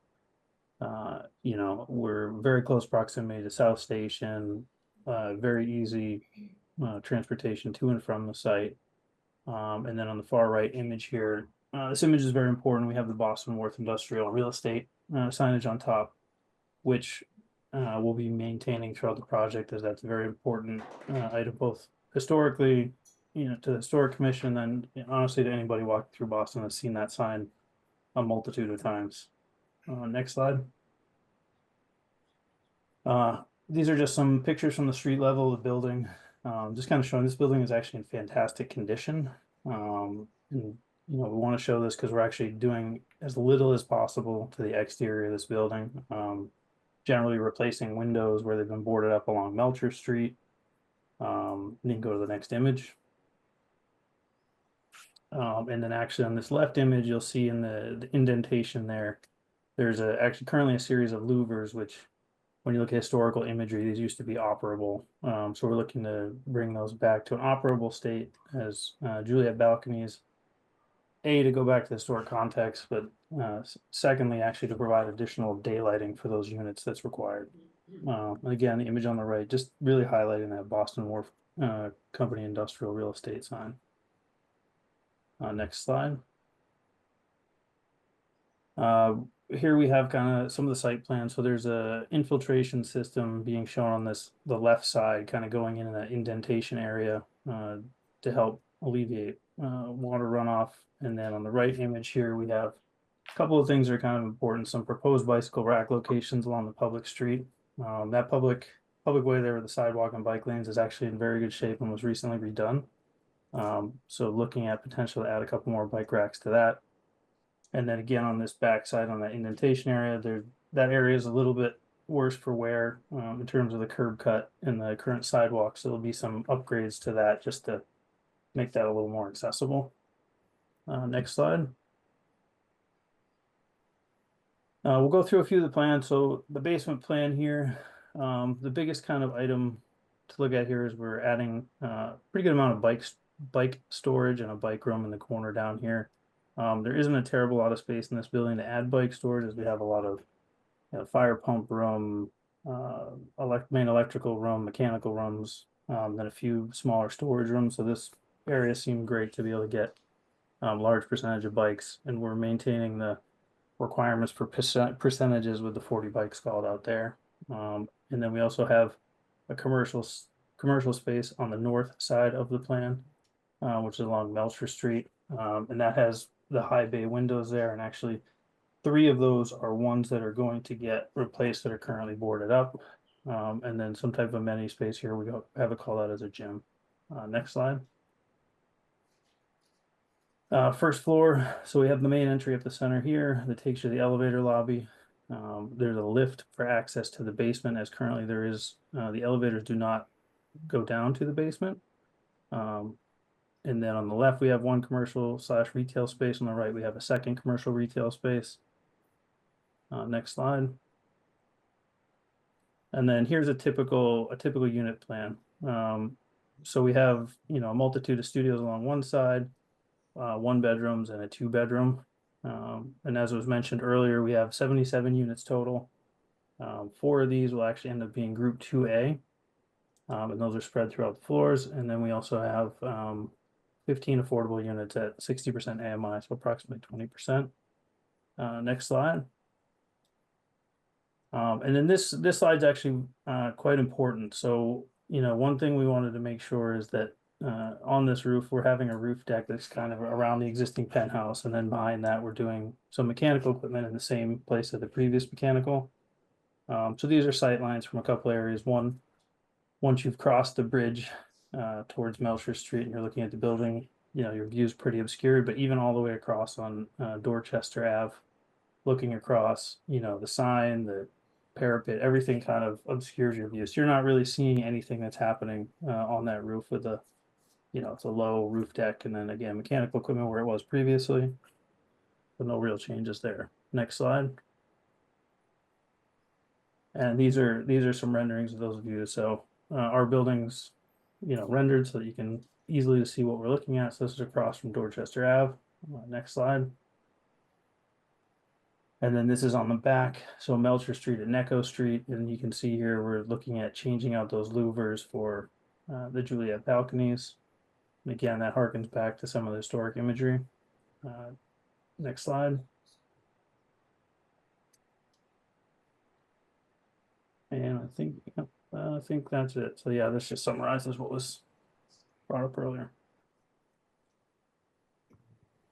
Okay, thank you. Does that conclude the presentation, or is there more? Yes, Madam Chair, George Morency, that does conclude our presentation. We'll be happy to take any questions, comments, concerns. Thank you. So we'll start with, this is a public, that's not me. Okay, this is a public hearing, so we'll start with public testimony first. Secretary Polhemus. Is there anybody who would like to testify in the room? You can line up behind the podium. Okay, I see Mark has his hand up. You can unmute yourself. Yes, thank you. Thank you, Madam Chair. Thank you to the BPDA board. My name is Mike Delasio. I am a business representative for the Carpenters Union in Boston, and we just want to go on record as being in support of this project. Thank you. Thanks, Mark. Is there anybody else on Zoom who would like to testify? Please raise your virtual hand.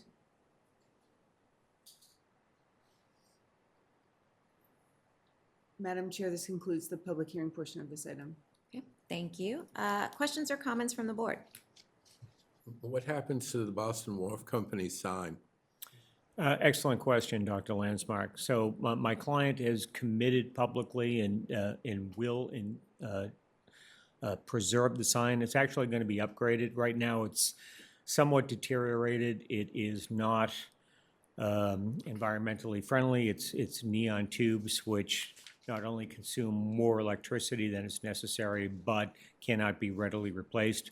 Mr. Burns is going to convert the sign to an LED sign. That also includes the framework of the sign. The cost of that is about $500,000, which I just asked my client because I anticipated that as a question what the cost was. So it's kind of an astounding price, but that is his level of commitment to the project. It's going to be maintained because it is, frankly, a hallmark, of the community. I mean, I grew up in South Boston. I remember always crossing the bridge and seeing that sign illuminated. So it will remain in perpetuity. Thank you. Good to hear. Any, yep. Yes, through the chair. This will be your second office to residential conversion, am I correct? That's correct. Mr. Burns actually did, I believe, the first that was approved on Franklin Street, and this is his second. In testament to the mayor's commitment to the office to residential conversion and the BPDA planning department's conversion commitment to that conversion process. He has found 2 properties now, and it continues to look for more because it's an excellent way, obviously, to take buildings that have commercial occupancy that is underutilized and convert them into much-needed new housing. But with that, have you started construction on the first one yet? No, that was very recently approved. I'll actually allow Adam if you'd like to speak. Hi, Madam Chair, members of the board. Adam Burns, project proponent with Boston Pinnacle Properties. I feel like some of these things are best maybe directed at me. So 281 Franklin was the first approved through this board, and I want to thank Mayor Wu and this board for your vision in supporting that project. It is under construction. We just finished framing, and we're moving through our mechanical, electrical, and plumbing right now, and we plan on having it online this summer. Okay, no, and I asked that because since you've been the first, what would you see as one of the hardest aspects of construction when it comes to the conversion side of doing the project? Great question. So I think we're used to ground up construction. Initially, we started seeing deteriorating office market in early 23 and started thinking along these conversion lines. I would say the most difficult or challenging component would be every building is so different. Everyone has different layout, different stair towers, different location of elevators, different code compliance issues. So I'd just say the unique nature of every single asset is what makes it so challenging. You can't just apply a price per square foot. You can't just apply a blanket statement. It doesn't work that way. Yes. Thank you. Additional questions or comments? Just wish you folks well. This is so important and exciting as cities navigate the post-pandemic sort of new normal. It's really exciting to see. My 4-year-old daughter will be excited to know you can actually live so close to the Children's Museum. So that's it's a wonderful, iconic building. As you know, there's a lot of affinity we all have for it. So we're excited to see it constantly evolving, much like the city we love. So good luck. Thank you, sir. Yeah, just a few comments. Again, echo my fellow board members. I do want to call out the vouchers and the voucher units that you selected. So we have 1 2-bedroom voucher unit and then 2 1-bedroom voucher unit, those being at 60% of AMI. I appreciate the 60% of AMI portion of the affordable housing units. I think that's just appreciate that. I think there definitely is a need in that, and to see that a more diverse group of people will be able to live here. Former resident of the Leather District in a converted building. It's a it's a beautiful lifestyle, right? And to be able to experience living in those buildings, and it's super special and just really, again, appreciative of your taking on this unique floor by floor project. So, okay. Any further questions or comments? Hearing and seeing none, a motion is in order. So moved. Second. Roll call for a vote. Ms. Bennett? Aye. Mr. Shepherd? Aye. Dr. Landsmark? Aye. Mr. O'Malley? Aye. And the chair votes aye. Motion passes. Congratulations. Good luck. Thank you. Okay. All right, let's go back to item number 18, correct? Okay. Agenda item 18, request authorization to issue a scoping determination waiving further review pursuant to Article 80B, large project review of the zoning code for the proposed construction of 115 residential rental units, including 20 IDP units, approximately 1,500 square feet of retail space and 69 car parking spaces located at 1690 through 1700 Hyde Park Avenue, and enter into an affordable rental housing and restriction agreement, to enter into a cooperation agreement, and to take all related actions. Ebony. Good evening, and thank you, Madam Chair, members of the board, Madam Secretary, and Director Shen. My name is Ebony DeRosa, and I'm a Senior Project Manager in the Development Review Division. We are here before you today to discuss the proposed 1690 to 1700 Hyde Park Avenue project. I thank you for your time today. The proposed project consists of the construction of a new residential building totaling approximately 99,000 gross square feet. The proposed project will contain 115 rental units, 69 garage parking spaces, and approximately 1,500 gross square feet of ground floor retail space. The project notification form was filed on February 8th, 2024, which initiated a public comment period that concluded on March 29th. A joint IAG and public meeting was held on March 19th. On August 21st, a virtual IAG meeting was held, and on September 12th, a site visit was conducted with the IAG members present. At this time, I am happy to turn it over to Alana Hames from the planning team to discuss the planning context for the project, followed by a presentation from the development team. Thank you. Thanks, Ebony. Good evening, Chair Rojas, Secretary Polimas, members of the board, and Director Shen. My name is Ilana Hames, and I am the planner assigned to this project. The proposed project is located in the Hyde Park Neighborhood District in a local industrial 2 sub-district. The zoning designation is not consistent with the proposed use and dimensions, nor the emergent mixed-use cluster that has been recently established along this portion of Hyde Park Avenue. Dimensional regulations and use intended for industrial building typologies assume buildings that are much lower and have higher lot coverage than is required to support new housing and much-needed public realm and open space enhancements in this area. The existing building is not inventoried by the Massachusetts Historical Commission as an historic structure, although the neighborhood in which the proposed development is sited is within a Boston MHC historic inventory area, known as the Reedville Industrial Area. Several surrounding properties are individually inventoried by the MHC as well. Next slide, please. Given the proximity of the site to the Reedville MBTA commuter rail station, the site is in the study area of the Fairmount Indigo Corridor Planning Initiative. The area surrounding the Reedville commuter rail station is identified in the plan as having significant capacity for new homes and great potential for new residential densities, and suggests that new zoning be implemented to support housing strategies outlined by the plan. Next slide, please. Heat Resilience Solutions for Boston recognizes this area of Hyde Park as having the same median heat value as the city as a whole. Given the prevalence of extreme heat across the city, the median value is still quite high, recorded as 99.5 degrees during the modeled 2019 heat wave. As temperatures increase as a result of climate change, it's important for the proposed development to work towards the mitigation of urban heat. Canopy coverage is an important step towards urban heat island mitigation. The Hyde Park neighborhood as a whole falls above average for canopy coverage in comparison to the city. However, the area surrounding the proposed development site, bounded by 2 MBTA rail right-of-ways, Reservation Road and the Neponset River Parkway, includes few street trees. Street trees are important not only for the shade they provide, but for the value they provide to pedestrians through increased comfort and safety in separating the sidewalk from vehicle travel lanes in the street. The proposed project responds to this need through the intended addition of street trees along Hyde Park Avenue, as well as the creation of open space interior to the site. Next slide, please.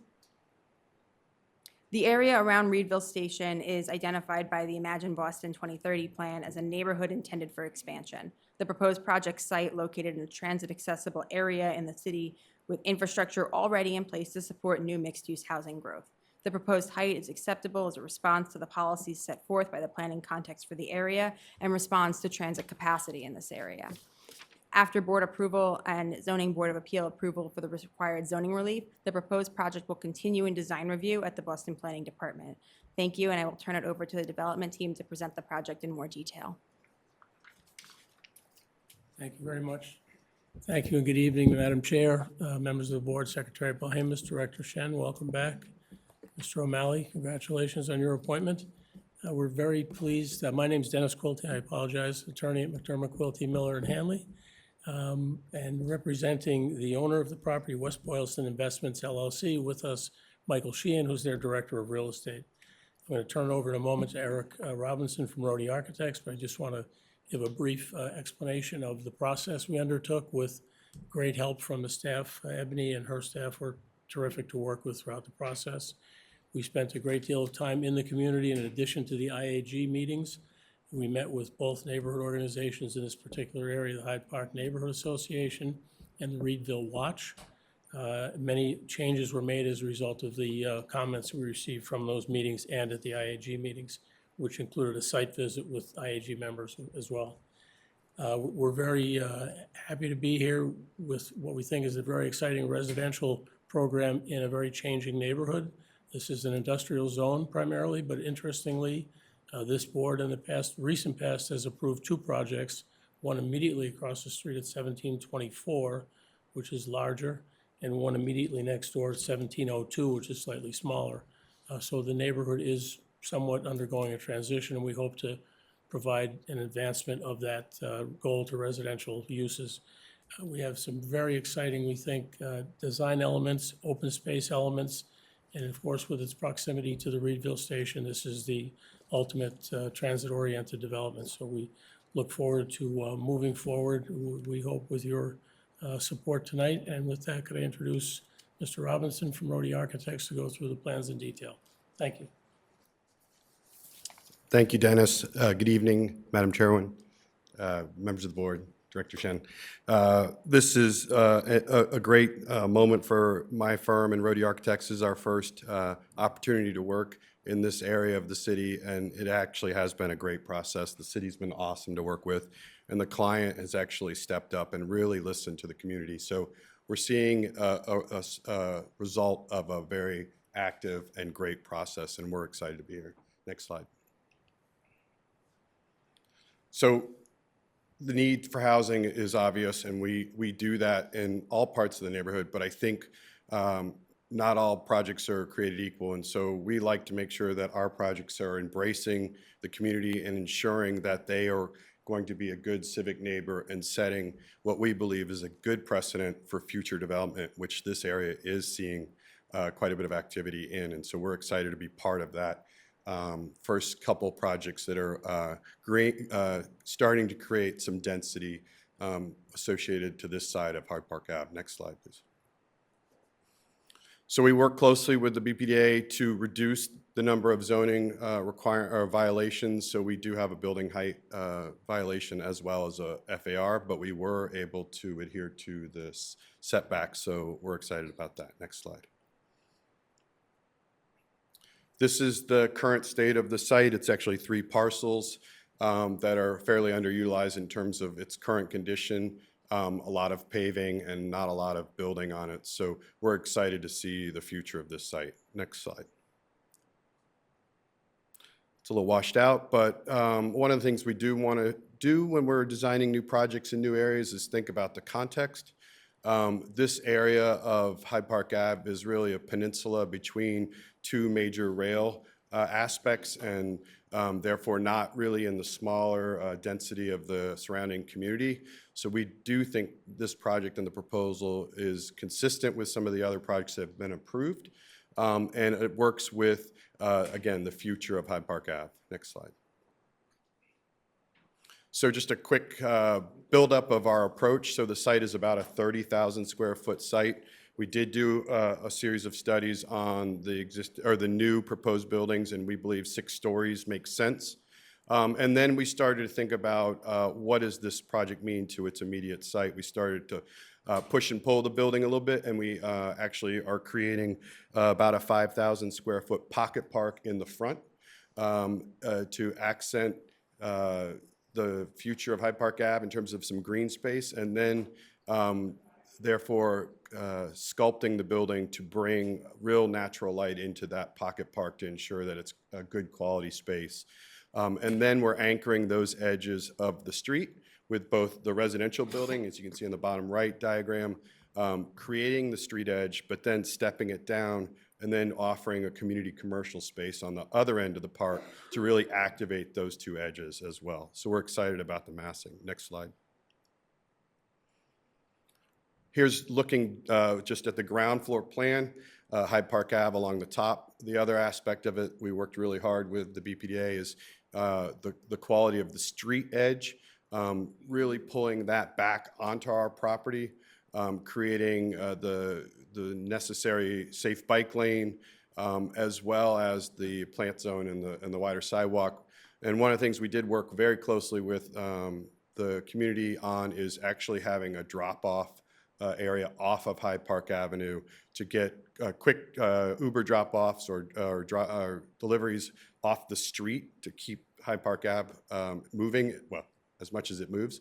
And then we also are providing a full off-site loading zone for the building, along with 69 parking spots that are all below grade, below the building, which are accessed to the right-hand side.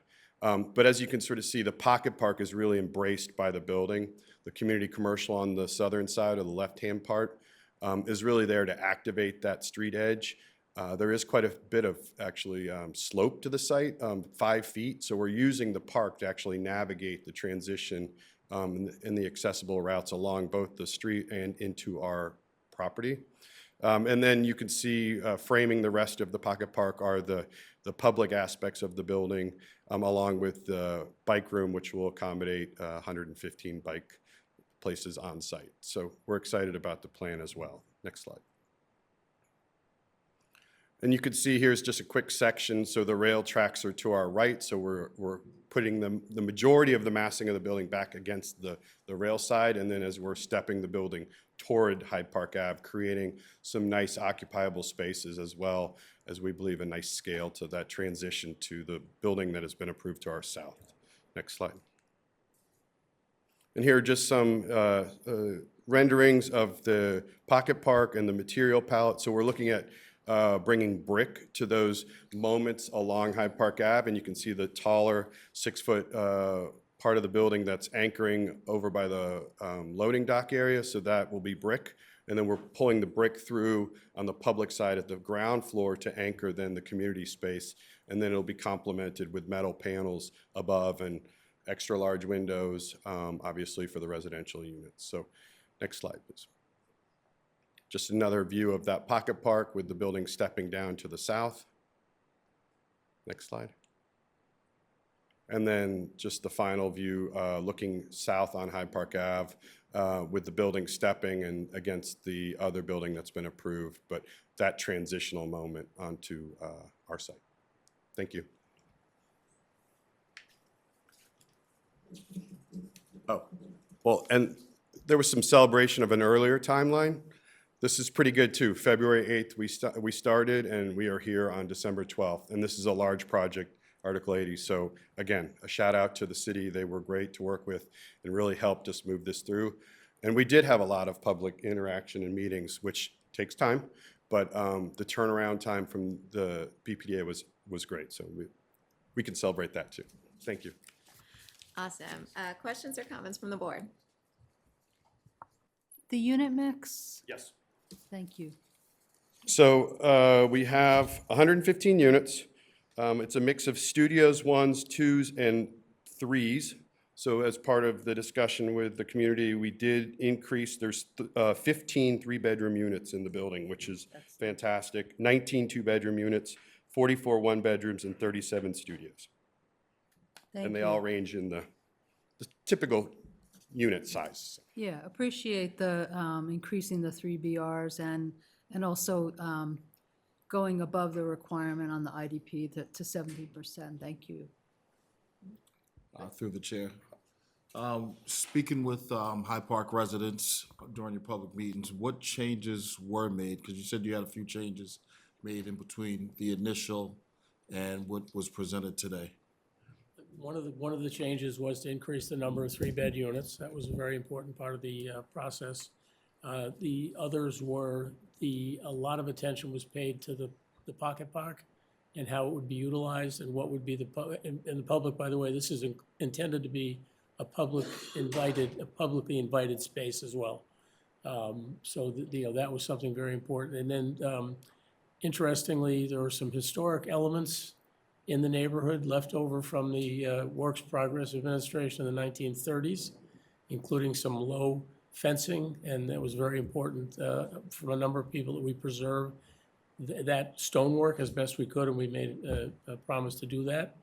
And then the usual, where the garage entrance would be, was there a drop-off area? That was very important to keep our traffic off of Hyde Park Avenue, so there was creation of this drop-off zone for both FedEx, Uber, whatever have you, that would be off the street and not, causing traffic disruption. So those were the kinds of things that we worked on with the community. And I do want to just say, I neglected to say, we met with Councilor Pepin, Representative Consalvo, State Senator Rush, and who am I leaving out?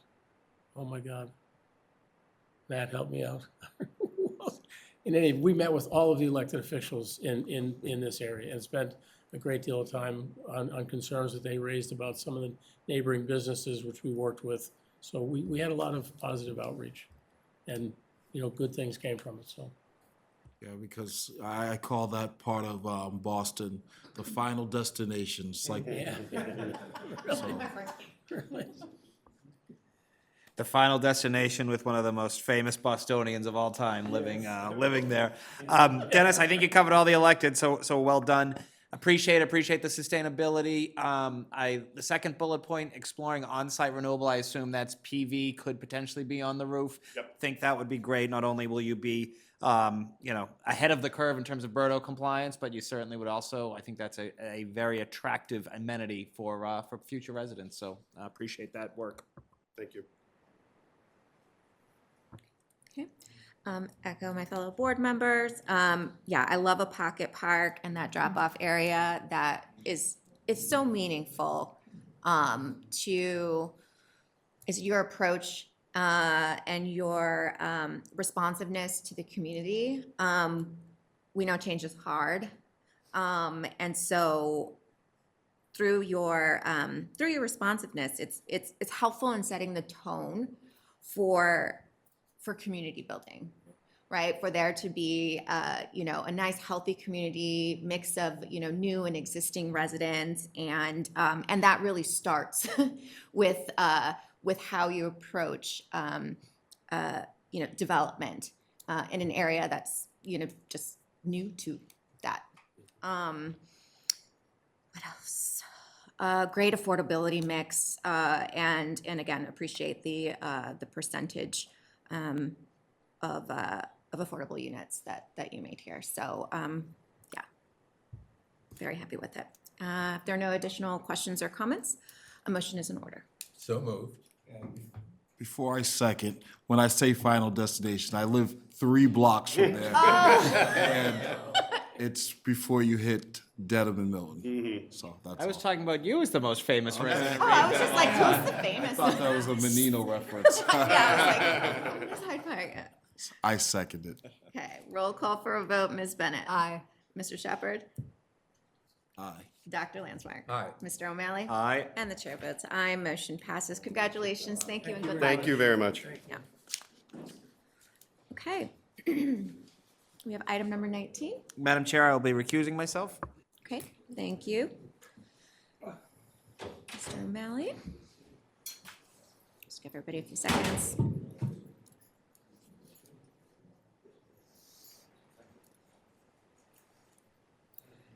Okay, great. Thank you. Item number 19.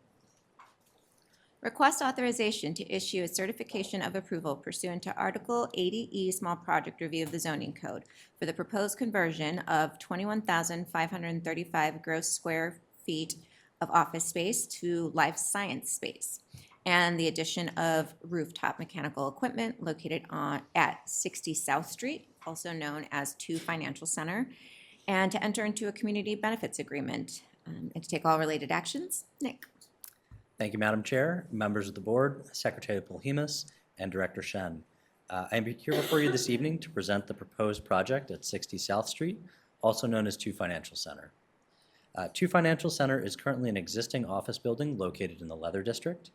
The project will convert several floors within the building to a combination of office and life science uses, as well as add needed new mechanical equipment to the roof and redesign the existing roof deck. Importantly, the design team will continue to work with the planning department staff to ensure that the new mechanicals are screened and not visible from the street. All other changes are internal and no other changes are proposed. The project will also be providing a contribution to the Rose Kennedy Greenway. Before I turn to the development team to take you through the project, my colleague Ella Wise will take you through the planning context. Thank you. Thanks, Nick. Good evening, Chair, Secretary Polhemus, members of the board, and Director. My name is Ella Wise, and I'm a senior planner with the Planning Review Team. The proposed project at 2 Financial Street is across Atlantic Avenue from South Station. This diagram can be hard to read due to the orientation, but north is page up and right. You can see South Station in the bottom left, and there's an arrow pointing to it. Near the proposed project, there are a few similar projects, including an approved 11-story research lab building at 125 Lincoln and an under construction office to lab conversion at 745 Atlantic, as well as the significant air rights project above South Station. The proposed project is within the study area boundaries of the Greenway District Planning Study Use and Development Guidelines from 2010, the guidelines being the source of this diagram. The purpose of the guidelines is to guide growth in new opportunities created by the dismantling of the elevated central artery and the subsequent creation of the Greenway. Given that this site has an existing building, the guidelines don't have any specific recommendations, but more generally, the guidelines recommend minimizing shadow impacts and studying wind impacts. The project proposes new rooftop mechanical equipment, but it does not exceed the existing height of the rooftop mechanical equipment on the building. And the proponent has submitted a letter stating that the project would not change or affect or change existing pedestrian wind connections, impacts. Next slide, please. The proposed project is within the Article 44 Leather District. In terms of the proposed use of office to lab conversion, per section 4410, light manufacturing uses, including scientific research and development, are allowed. And then in terms of dimensions, as Nick said, the proposed project does not include any changes to the existing building footprint or massing.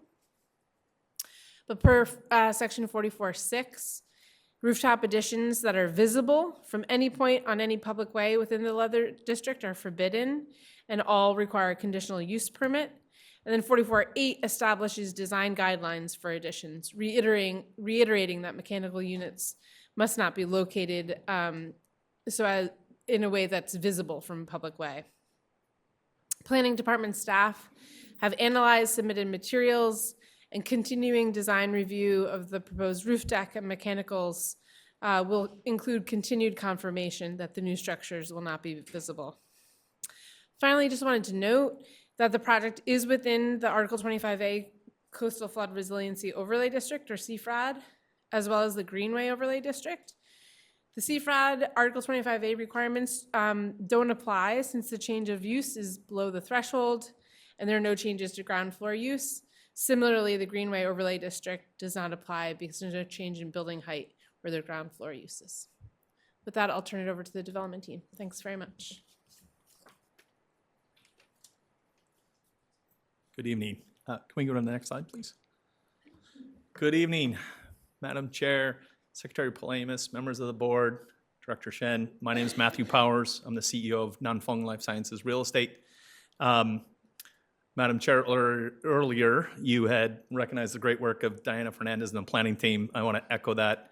Nick, Eloise, the team have been fantastic to work with and have really shepherded an expert and efficient process for us to go through here. Tell you a little bit about us and jump into the presentation. As I said, I'm the CEO of Non-Fung Life Sciences Real Estate. We started our company in 2019. The images you see here are buildings that we had redeveloped previously, converted from office to life science use. The upper left image is of 1 Winthrop Square, and the lower image is of 51 Sleeper Street. Important to note that we're a Boston-based company. We're headquartered in 51 Sleeper Street. Also might just note, I know that's often conflated, the timing of the project, that 51 Sleeper Street and 51 Melcher Street sometimes get conflated. We have nothing to do with 51 Melcher Street. We're just 51 Sleeper Street. For those of you familiar with Fort Point neighborhood, this building directly abuts the Friends of Martin's Park. We recently were the presenting sponsor for the ship lighting event there with Mayor Wu and others. While Mr. O'Malley's excited about residential there, we're super excited about having a playground there. So maybe that's another added benefit for him. We currently have 4 buildings in Boston, these 2, and then 2 Financial Center, which we're here to talk about, and also 470 Atlantic Avenue. So those 4 properties are just under 1 million square feet of space that we have in the city of Boston. Next slide, please. So as stated earlier, the property is a 12-story Class A building. It was constructed in 2009. It's 1 block from South Station. And there's 3 level below grade garage, as well as bicycle parking and storage in the property. And you can see the building is highlighted here on the Google Map view. Next slide, please. So the proposed project, our goal is to redevelop a portion of this building to attract research and development life science tenants to activate what is currently an underutilized office building with significant vacancy.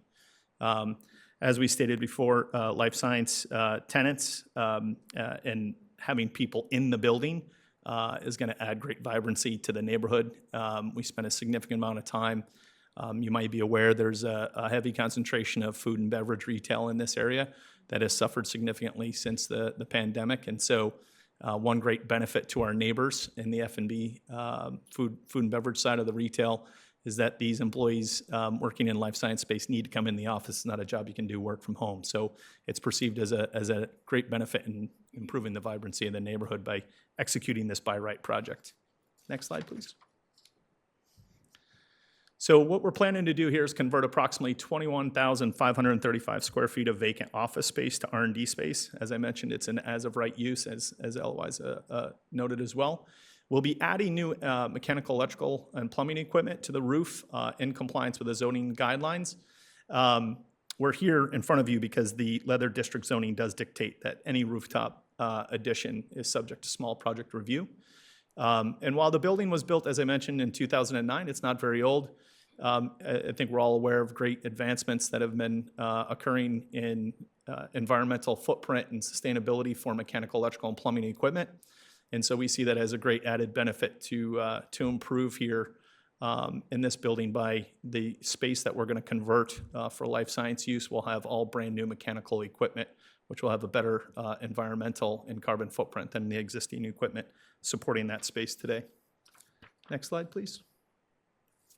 So in light of that, I wanted to present to you what the roof plan looks like. So just in plan view, as you can see here, the existing penthouse is highlighted in blue. And then this kind of orangish color is kind of the new additional equipment that will be added. And so we'll show you a series of images to demonstrate, as Eloise had pointed out, that none of this is visible from the pedestrian corridor. Next slide, please.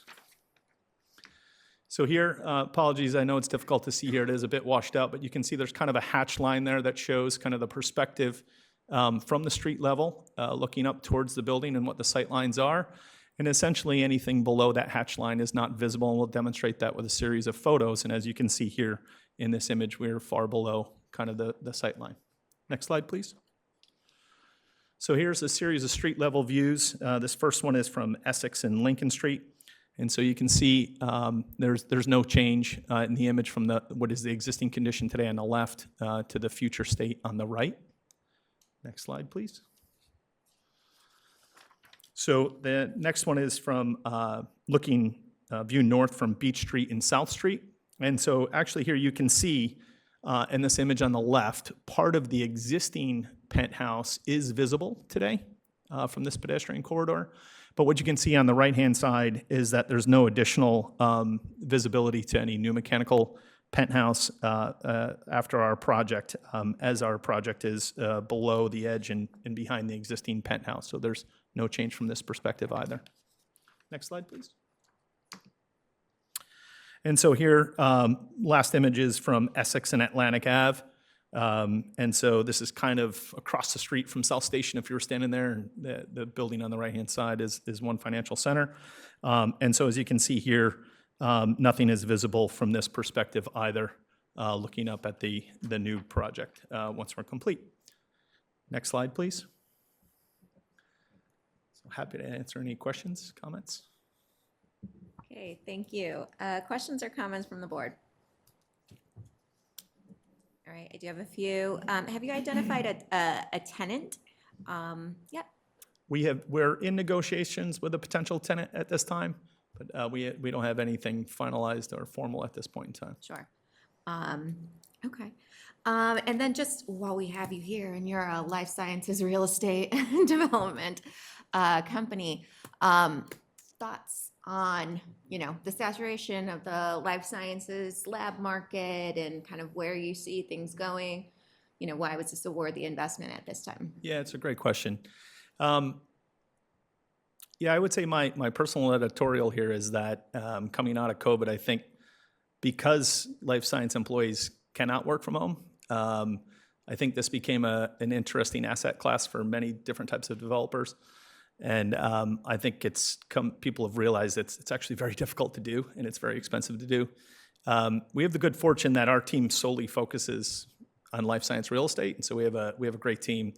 And what we do is somewhat unique. We provide fully turnkey lab space. So we do not just do a core and shell redevelopment and then ask a tenant to fit out space. It's fully turnkey space. So we are fortunate enough to find a tenant that wants the space. The day that we turn over the project to them, they can come in and start doing scientific work. And this has proven to be a great benefit to the tenants we have today. So our two previous projects that I presented, 1 Winthrop Square and 51 Sleeper Street, are fully leased up, fully occupied. And I personally have been doing this for 30 years with a great team supporting us. And so we think we have a really good understanding of what the needs are, specific locations, and what the tenants need to make life easy for them to move in and execute science and advance their business. And so that's our model. So I think what we're going to see is, again, my editorial is a lot of forecasted life science supply probably will not come to the market in the future. And tenants, there's a flight of the tenants that are in the market to having the path of least resistance, and having someone that can do turnkey labs and make it super easy for them to move in and start doing work is, I think, an added benefit. So we have great confidence in our model. Okay, great. Is that it? Yeah, no, I think that was it. Any other questions? Hearing and seeing none, a motion is in order. So moved. Second. Roll call for a vote. Ms. Bennett? Aye. Mr. Shepherd? Aye. Dr. Landsmark? Aye. And the chair votes aye. Motion passes. Congratulations. Good luck. Thank you so much.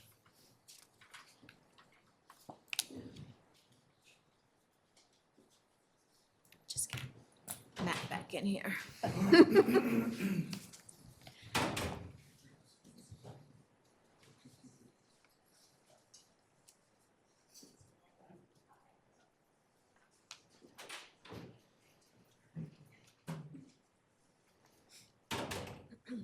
Great.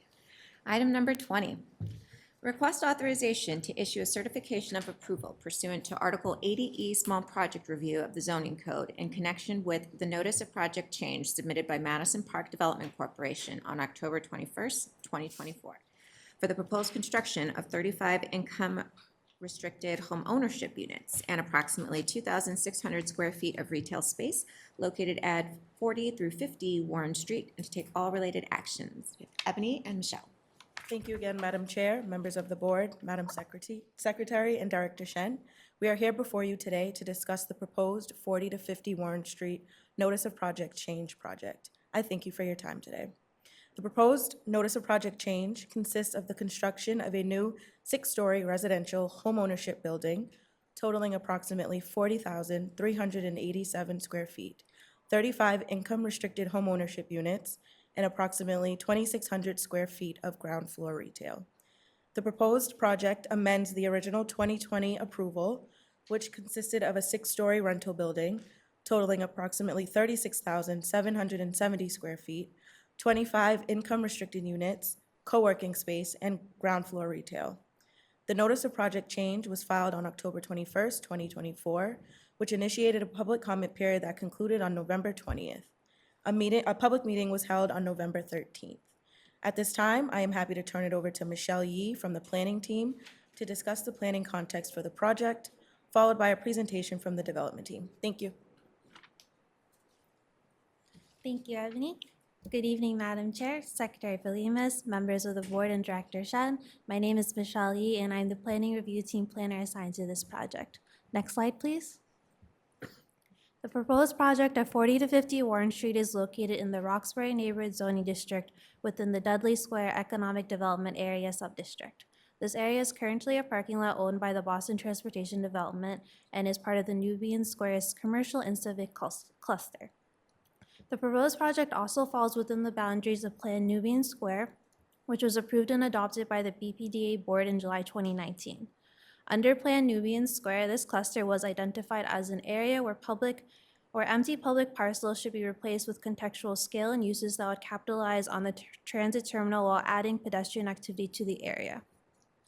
The request for proposals that was issued also noted that the proposed project must address the neighborhood's housing and economic development needs while also providing income-restricted housing, which this project will meet by providing 35 units of income-restricted housing. Next slide, please. Zoning relief is warranted for this update, as this NPC is primarily focused on design changes that would enhance the public realm and is consistent with the goals of Plan Nubian Square. Outside the overall design of the building, this project also upgraded the bike room to complement its proximity to Nubian Station, which is essential as this project will not be providing any off-street parking spaces. This project will also bring many public realm improvements to the area, such as upgrading the sidewalks and streetscapes on both Warren and Zeidler Street to meet complete street guidelines, as well as installing an additional street tree on Zeidler Street. Thank you, and I now turn it over to the development team to present the project in more detail. Hi, good evening. My name is Intia Ambrogi Saza, and I am the Director of Real Estate at Madison Park Development Corporation. We were founded in 1965 specifically to reinvigorate the Nubian Square area following urban renewal and disinvestment. And so this lot is very much in line and in keeping with our mission as an organization, and we look forward to creating housing at an underutilized lot, which is currently a parking lot in the heart of Nubian Square. We have come to this project after actually following the original 2020 Article 80 approval. So we were new partners in this project since then and have since taken the lead in the development. The change from rental housing to homeownership housing was really exciting for us, and I think something that if anyone has attended Plan Nubian meetings over the last few years as we have, that's a change that the community is very much in support of and enthusiastic about. We also eliminated the smallest unit sizes, the studio apartments, and are focused on 1 and 2 bedrooms in this location, which we think is more appropriate for family housing, but it still is a very much transit-oriented site, and we're excited about that. I will hand it over to our Senior Project Manager, Oren Richkin, to discuss the details of the project. Thank you. Good evening. My name is Oren Richkin. This is my first time speaking in front of you guys, so thank you for having me. If we could advance the slides. So here we have a quick comparison of the original proposal versus the current. As Intia mentioned, we eliminated the studio units in favor of increasing the bedroom sizes slightly to 1 and 2s.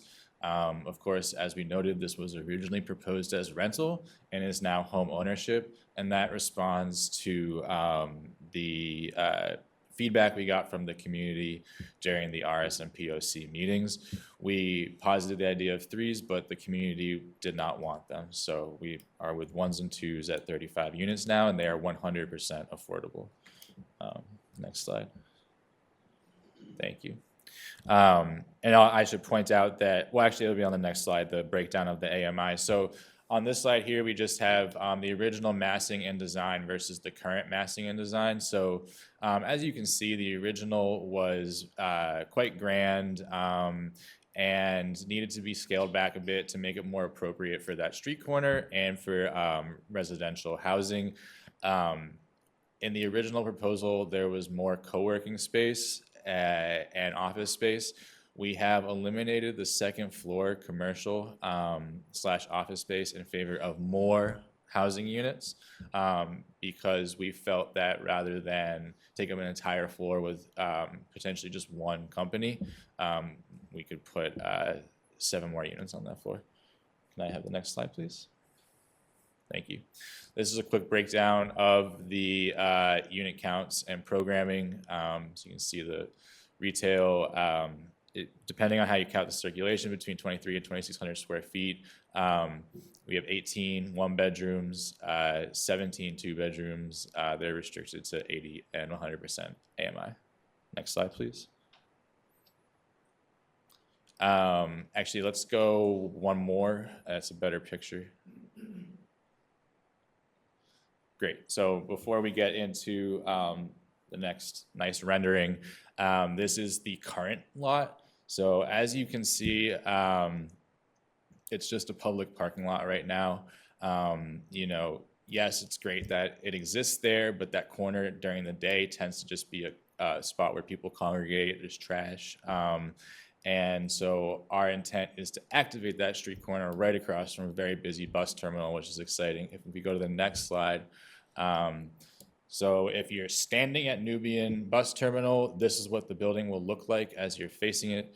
You can see that we've tried to activate the street on Ziegler and respect the existing trees on Warren Street. Ziegler will become a neighborhood connector. We've already seen development about one more block down the street, past 4050 Warren. So there will be a lot of activation there. And as you can see on this building, the first and second floors will retain sort of that commercial look, but the second floor will contain residential units. And this is in keeping with the context of the other structures around it. Next slide, please. Yeah, so these are renderings. This is looking down Warren Street. You can see the recessed entrances for the commercial for the retail and residential. One of them exists right at that corner. Next slide, please. And this is looking down Ziegler Street at the building as well. You can see on the corner there's another recessed entrance. And obviously the back is a little bit different in terms of where the windows are placed. Because we've only just recently made the switch to have the second floor be residential, there will be about 2 more windows in that line down the back of the structure there. I think if we go to the next one, so the rest are just floor plans and plans as well. So I'm happy to walk through any of that, but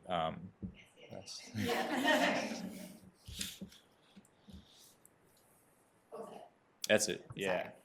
I'm getting a little too casual. Okay. Well, great. Thank you for your presentation. Questions or comments from the board? Just love seeing 100% homeownership project, affordable homeownership project. Just kudos to you guys. It seems great. Thank you. Yeah. On that note, how did you do that? I don't know. Keep it financially feasible and affordable, right? Yeah, to do we're the very homeownership. grateful for the Mayor's Office of Housing support on this, and they initially made an award to this project in 2018, perhaps, maybe 2019. Yeah. And so they've continued that support and have been open to increasing it over time. And truly, the fact that it's 1 and 2 bedrooms actually is what makes it doable for that number of homeownership units, because they actually, you get closer to covering the cost of production on a 1 and 2 bedroom than you do on a 3 and 4, for example. So, so we were pleasantly surprised to see that it really was economically feasible to do 1 and 2 bedroom units. Yeah, fabulous. Additional questions or comments? Hearing and seeing none, a motion is in order. So moved. Second. Roll call for a vote. Ms. Bennett? Aye. Mr. Shepherd? Aye. Dr. Landsmark? Aye. Mr. O'Malley? Aye. And the chair votes aye. Motion passes. Congratulations Thank you and very good much. luck. Have a good night. Thank you. Item number 21. Request authorization to issue a certification of approval pursuant to Article 80E Small Project Review of the Zoning Code for the proposed construction of 12 residential rental units, including 2 IDP units, approximately 4,000 square feet of commercial space, 6 car parking spaces, and 12 bicycle parking spaces located at 736 through 742 East Broadway, and to execute an affordable rental housing agreement and restriction, and to enter into a community benefit agreement. To take all related action, Zoe and Michelle. Thank you, and good evening again, Madam Chair, members of the board, Director Shin, and Secretary Polhemus. My name is Zoe Schutte, and I'm a project assistant in development review in the planning department. We're here before you this evening to discuss the proposed Article 80E small project located at 736 to 742 East Broadway in South Boston. The proposed project contemplates the development of a 4-story mixed-use building containing approximately 20,025 gross square feet with 12 residential rental units, 1 ground floor commercial restaurant unit, and 6 parking spaces.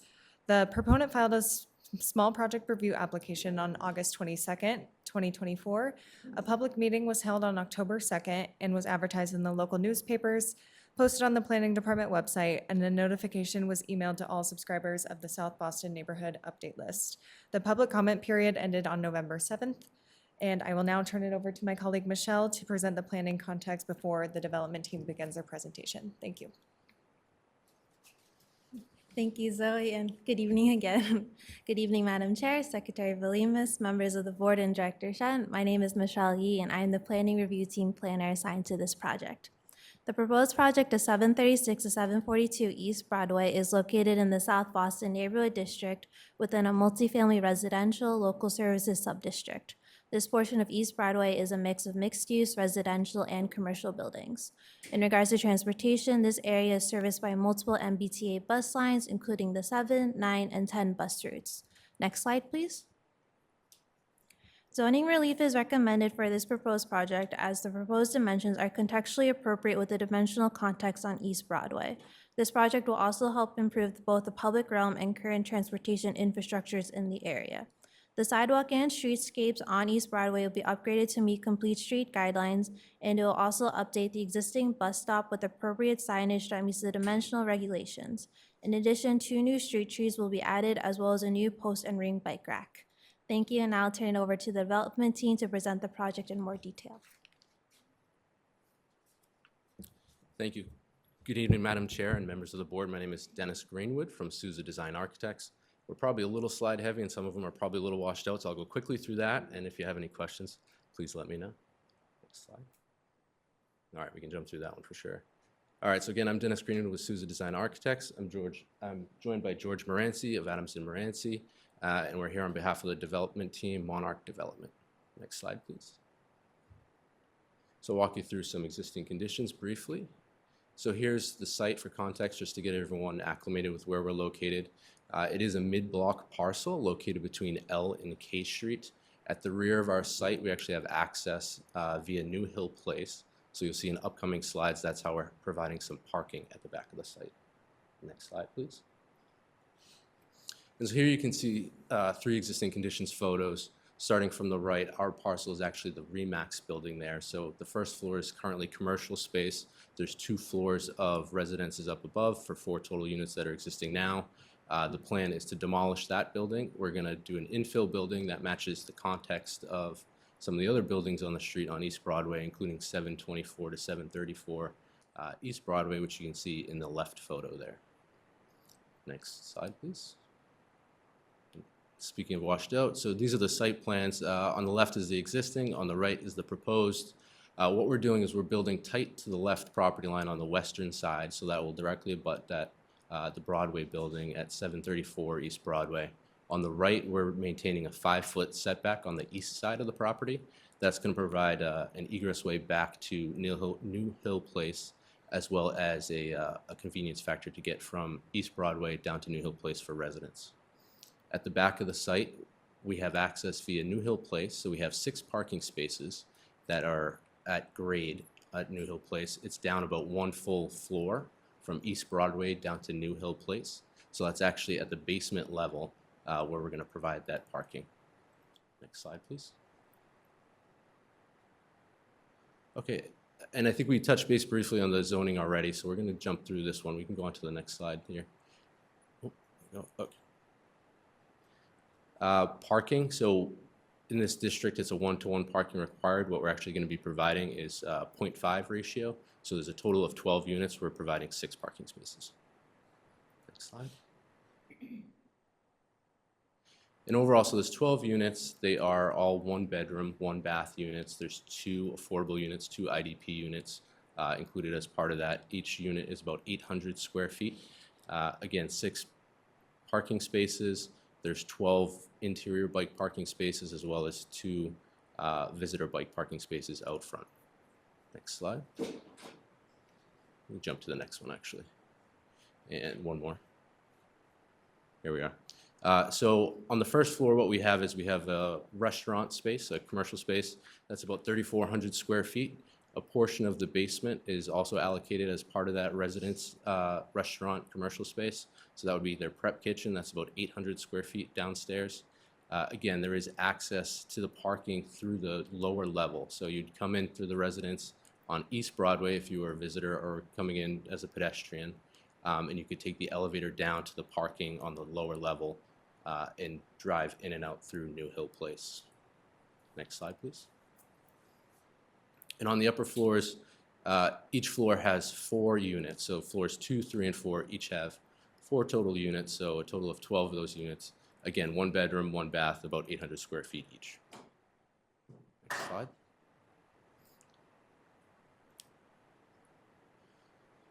And so what we did was we looked at the context of East Broadway, made sure that in terms of scale and in terms of the vocabulary, we're matching kind of what's being developed in the neighborhood. So again, it's an infill parcel. We took a lot of strong cues from 724 and 734 East Broadway, which is directly to the left on this screen, as well as the development that's currently under construction at 748 to 750 East Broadway, which is at the corner of L Street that you see on the right-hand side of the screen. Next slide, please. And so what we did is we're using quality materials. We're using masonry on the first floor with red brick on floors 2 through 4, and then black brick down on the lower level. We have a small sign band that protrudes out. We're looking at double hung windows that have simulated divided light to look like the factory style windows with panel in between each window bay. And that brick wraps the corner, which you'll see coming up in the next slide. So we bring those materials back about 20 feet along the side elevation. So this is the east elevation again, where there's a 5-foot break between our building and the abutting property. Next slide, please. At the rear of the building, we do have a small balcony for each of the units in the rear. So the main building facade is set back 20 feet off the property line, and then we have small bays that protrude out another couple feet, and as well as a small balcony for each of those rear units. Next slide, please. And this was a site section, again, pretty washed out. You can see the grade change between East Broadway and New Hill Place, though. Next slide. And so here's a rendering of the building. So again, what we're doing is we're using masonry on the exterior of the building, you know, really trying to make it fit in with the context of East Broadway and create a infill project that we think matches with the vocabulary of the neighborhood. Thank you.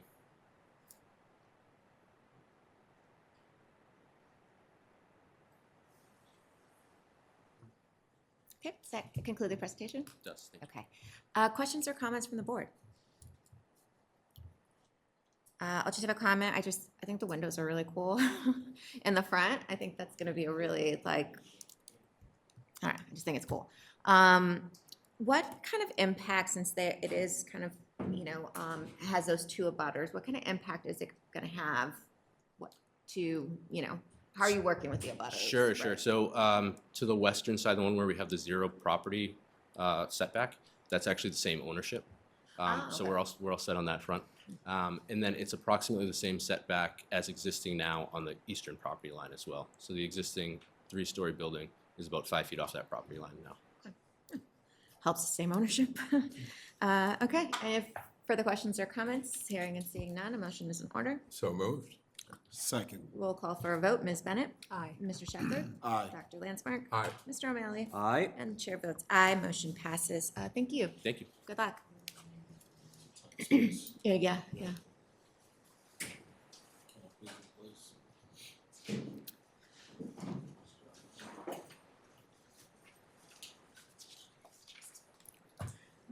All right, item number 22.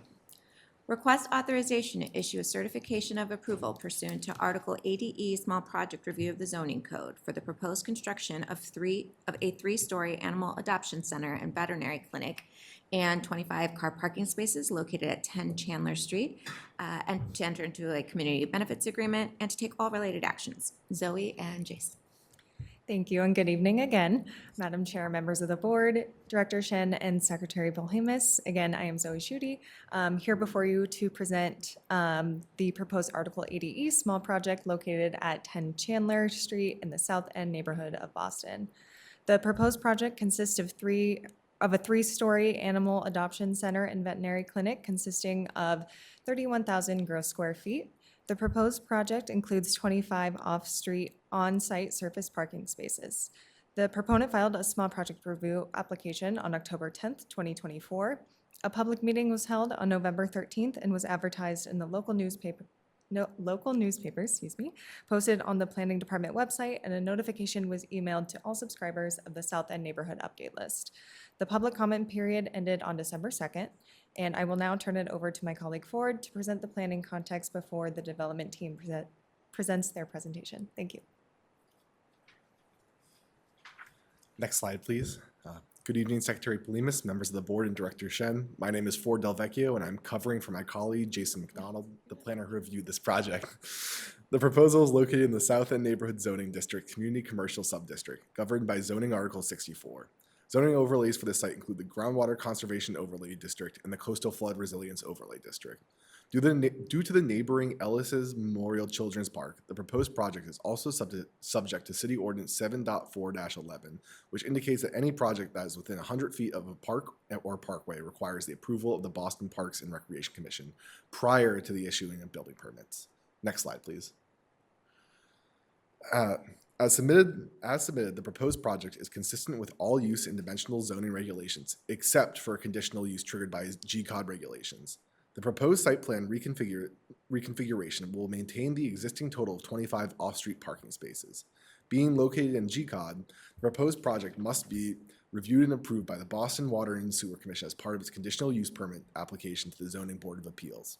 Based on improvements to open space, building, and site plan design made through the review process, staff recommends BPDA board approval with further review from the BWSC and BPRC.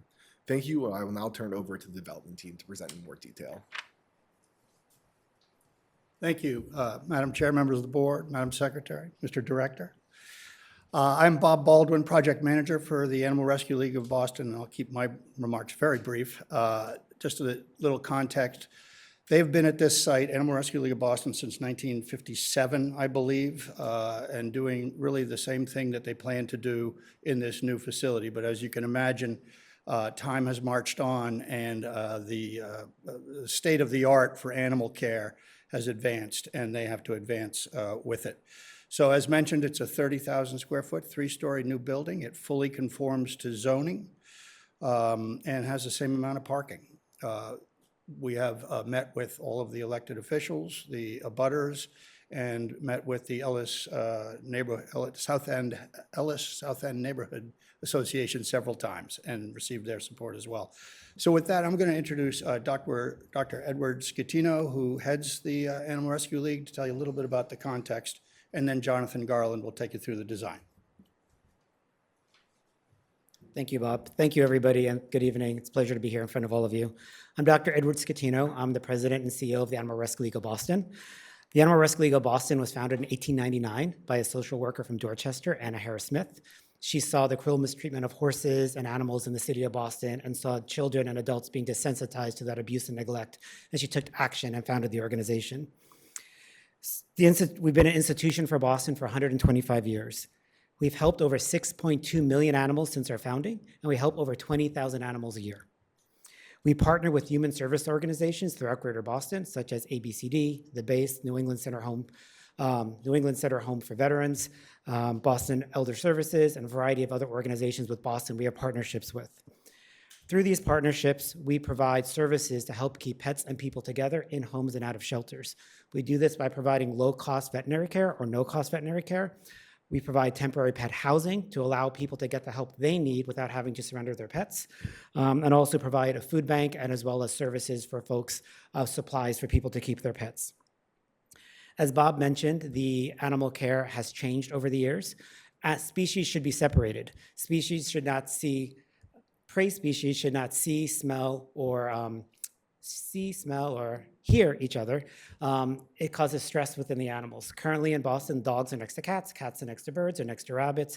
When animals are stressed, they have anxiety. When they have anxiety, when people want to adopt them, they don't. So animals stay longer with us. The longer animals stay with us, the more chances they have of having disease, length of stay increases, and it's a continual cycle. So we need a new facility to help separate the species and allow animals to present themselves the best they can to people to adopt them. Also, animals that are coming into our care have greater medical and behavioral needs than ever before, and they need the proper space as well to stay with us. We are very proud to reinvest in the city of Boston, and we're very excited about this project. So thank you very much. Thank you. Now, Jonathan Garland. Good evening, Madam Chair, members of the board, Secretary Polhemus, Director Shen. Good to see you all in person again. This is great. So I'm Jonathan Garland, President of JGE Architecture and Design. I'll take you through the plans quickly. This is just an overall site aerial view. As has been mentioned, we are proposing a 30,500 square foot, 3-story building within the Article 80 Small Project Review application threshold and 25 on-site surface parking spaces. Next slide. Proud to report that we are seeking this out as of right from a zoning standpoint, notwithstanding the groundwater conservation overlay procedural matter. Next slide. Just a number of existing conditions photographs. This is within the South End Neighborhood District, so we are looking forward to going before the South End Landmarks Commission following the planning department, but this is just the existing conditions as is on current day. Next slide. This is the district. The South End District is shown in the red outline. If you draw your eye to that really top right corner of the red where the bold footprint is, that is our site, which basically exemplifies that in some respects we are at the beginning of the South End District or at the tail end of it, but we do see this as a transitional, almost gateway opportunity as far as the site location is concerned. Next slide. This is the existing, we are anticipating what we call a phased demolition, new construction, where you have to think of this as a hospital for animals, so the facility that exists today has to stay fully operational during construction. And so you'll see in the next slide, if you flip to the next slide, we are proposing the new building to be built to the side of the existing, which will allow that building to stay fully operational while we build the new facility, and then once that is removed, we'll be able to finish off the rest of the site. Next slide. Mature trees are also a qualitative element on the site. There are a number of existing mature trees that we've worked really hard to preserve and essentially nestle our new building within that tree canopy. Unfortunately, the 3 trees shown in the red are the ones that we have anticipated having to be removed for the new building, but all of the other bigger dark green trees are the ones that we are working hard to preserve and provide root zone protection for. Next slide. This would be the final layout of the site plan. So you can see the new building to the far right, much closer to Tremont Street, which is along that diagonal right-hand side. Chandler Street is running at the top of the page. The Ellis Neighborhood Playground is also top right along the page. And so the 25 parking spaces, we have 20 in the larger size lot to the left and an additional 5 along Tremont Street, which is working with the emergency access veterinary care side of the facility. Next slide. As far as our exterior design is concerned, we really started this process by doing a walk around the neighborhood in the south end and tried to build or layer in the architectural character that we observed in the south end. Things like a strong grid, things like brick ornamentation and detailing, and also ideas that we learned from the townhouse model, which is very prevalent in the south end. Next slide. This is a view from the Chandler Street side of the site. Just behind this view is the Mass Pike, so we thought, signage is a great opportunity for visibility, just for people to know where the facility is. We anticipate you would be able to see that signage from the Pike, but we are looking at a red brick second and third floor massing, as well as a larger scale architectural masonry base, and bringing the verticality of the windows down to help ground the building. Next slide. This is a shot from the main entry along Chandler Street. We actually have two entries. One is on Chandler, which would work for intake and adoption care. The Tremont side would be for veterinary care. So this is the main entry along Chandler, and you can see a smaller, low-rise, one-story element to the right, which we're using as a multi-purpose dog training center for the facility. Next slide. This is a view as you're ending the edge of Chandler going into the Chandler Tremont Plaza. You're also seeing how the building is working strategically within the larger tree canopy. And we've also integrated some nice curvilinear brick detailing elements, which we also saw is evidenced within the South End District. Next slide. This is a view kind of looking through the layers of the trees. There are a number of trees within the Tremont Chandler Plaza out in the public realm, as well as trees beyond the wrought iron railing, which are on our site. So this is a view which you would sort of see through layers of canopies of trees. Next slide. And then finally, this is a shot from the Tremont side of the building. You can see the Hancock building in the background for context, but this would be the other entry with the 5 parking spaces in an emergency situation. That's how you get up to the veterinary care on the 3rd floor. Next slide. And I think that concludes our presentation. Open for questions. Thank you. Okay, great. Thank you. Questions or comments from the board? I know I've been very chatty this meeting, Madam Chair, so I appreciate the indulgence of my colleagues.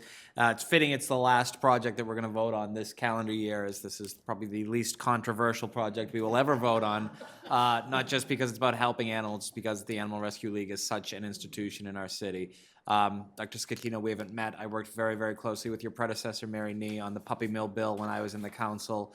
My family has used the services of ARL. It's just a remarkable place. We are grateful to support this. I know that spot very, very well, excited to see it happening, and wish you all the best. And it's just an incredible organization. I know I speak for countless Bostonians when I thank you for your service to our city. Thank you very much. Yeah, definitely echo. I'm chatty all the time, so it's okay. You can be there. Yeah, I mean, I'm a double dog mom, so like I think pets in general they have a very important part in like the fabric of our community and in like people's lives. And so I just thank you so much for all of the work that you do. And I know you'll continue to do in this really great state-of-the-art facility. Appreciate it. So. There are no further questions or comments. A motion is in order. So moved. Second. Roll call for a vote. Ms. Bennett? Aye. Mr. Shepherd? Aye. Dr. Landsmark? Aye. Mr. O'Malley? Aye. And the chair votes aye. Motion passes. Thank you so much. Thank you very much. Thank you. Good luck. Puppies for everybody. Thank you. Awesome. Thank you. All right. Didn't even notice that was the last project of the year. Okay, contractual. I need a motion to pay our bills. I move that we pay our bills. Second the motion. Okay, roll call for a vote. Ms. Bennett? Aye. Mr. Shepherd? Aye. Dr. Landsmark? Aye. Mr. O'Malley? Aye. And the chair votes aye. Motion passes. Please pay the bills. And finally, director's update. Director Shen, the floor is yours. Good evening, members of the board. I'm delighted to actually end this year's board meeting. But before we end, just a quick summary of what we did today. 7 new projects, almost 300 units of approved today. 44 of those are income restricted. Total development costs of the projects we approved, $158.2 million. These will represent about 350,000 square feet of new development, of which almost 200,000 are residential projects. If the projects, when constructed, I shouldn't say if, when constructed, these projects will put approximately 500 tradespeople to work and create about 730 direct jobs and 250 indirect jobs. Of course, tonight we spent some time seeing the work of the great staff that we have. The ADU guidebook, I think many of you will go back and look at your lots tonight and think, do you have the opportunity to actually add an ADU on your site? This guidebook, as you can see, actually really, I think the goal of it is to actually get people to be excited about this opportunity. I think the rest of the state already have this benefit, but of course our city is a little bit more complicated. This is a tool that we've developed that obviously will get more people within the city to add ADUs. The guidebook is also a companion for a zoning initiative that many of you know, because as you can see, still, except for Mattapan, every other neighborhood is still basically not as of right. And the staff have been working to make sure that more of the actual ADU zoning gets adopted. Our anticipated timeline is to come back to the board to actually vote for the large lot sometime in 2025. Well, I want to add my congratulations to the staff that have been doing this great work. You also saw the design vision, which has been a whole year in the making. You can see when it's approved that it aims to use design for the built environment across Boston so that it leverages design as a tool to anchor the sense of place and identity and shape Boston's public spaces. Part of this is to understand what is unique in the DNA of design within the city of Boston and actually build on that, but also incorporate new ideas on how to actually do great placemaking. As you know, I've already mentioned that this process began over a year ago, and many of the residents all over the city have been invited to partake in the public process in shaping these kinds of ideas about what kinds of design make their communities feel like home, which is a theme, as you know, that Mayor Wu has been building the last few years. I want to thank the urban design team in particular for their hard work under the leadership of Diane Fernandez to produce this wonderful end product. And what I don't think it was mentioned tonight is that we have, you will start seeing some of the advertisements for these the ADU guidebook show up in different parts of the city. We have, including some of the electronic billboards, because we have these public service announcement requirements. So if you go down to the, I think in the theater district, you'll start seeing some of the images that you saw flash up. Another thing that we saw, another project for office to residential conversion. This is something that I think we're delighted to see more of these projects. The Summer Street project that include the iconic Boston Wharf industrial property sign, that will be turned into 77 units of new homes. I think you already mentioned, Matt, you mentioned how your daughter might be excited to suggest that you might move to that district and be closer to the Children's Museum. 5 of these conversion projects, of course, have been already approved, and tonight we heard that one of them is under construction. So this is something I think that will hopefully gather more steam. One of the additional things that I think the staff did not mention is that because of the tax abatement that these projects have under our pilot program, we've been working with the state that the state will actually make available some of what they, for other towns and cities in the Commonwealth, make them eligible for a particular kind of additional loan for the conversion of these projects. Well, this is the final board meeting, and I want to end by just providing a summary of what we've completed and accomplished this year. So from the overall this year, this board approved 64 new development projects, over 3,390 new residential units, 1,150 income-restricted units. And the total development costs would be around about just under $8 billion. And these projects will represent a total amount of 11 million new square feet built in the city when completed. And if we build all of it, we will create 10,000 trades, jobs in the trades, and then 16,000 direct jobs and 5,000 indirect jobs. Now, I would say that at the end of this year, there's also some other accomplishments, although I also, unfortunately, we're saying goodbye to a few longtime employees. So some of these people have, our employees have made great contribution and impact over the decades that they've been with us.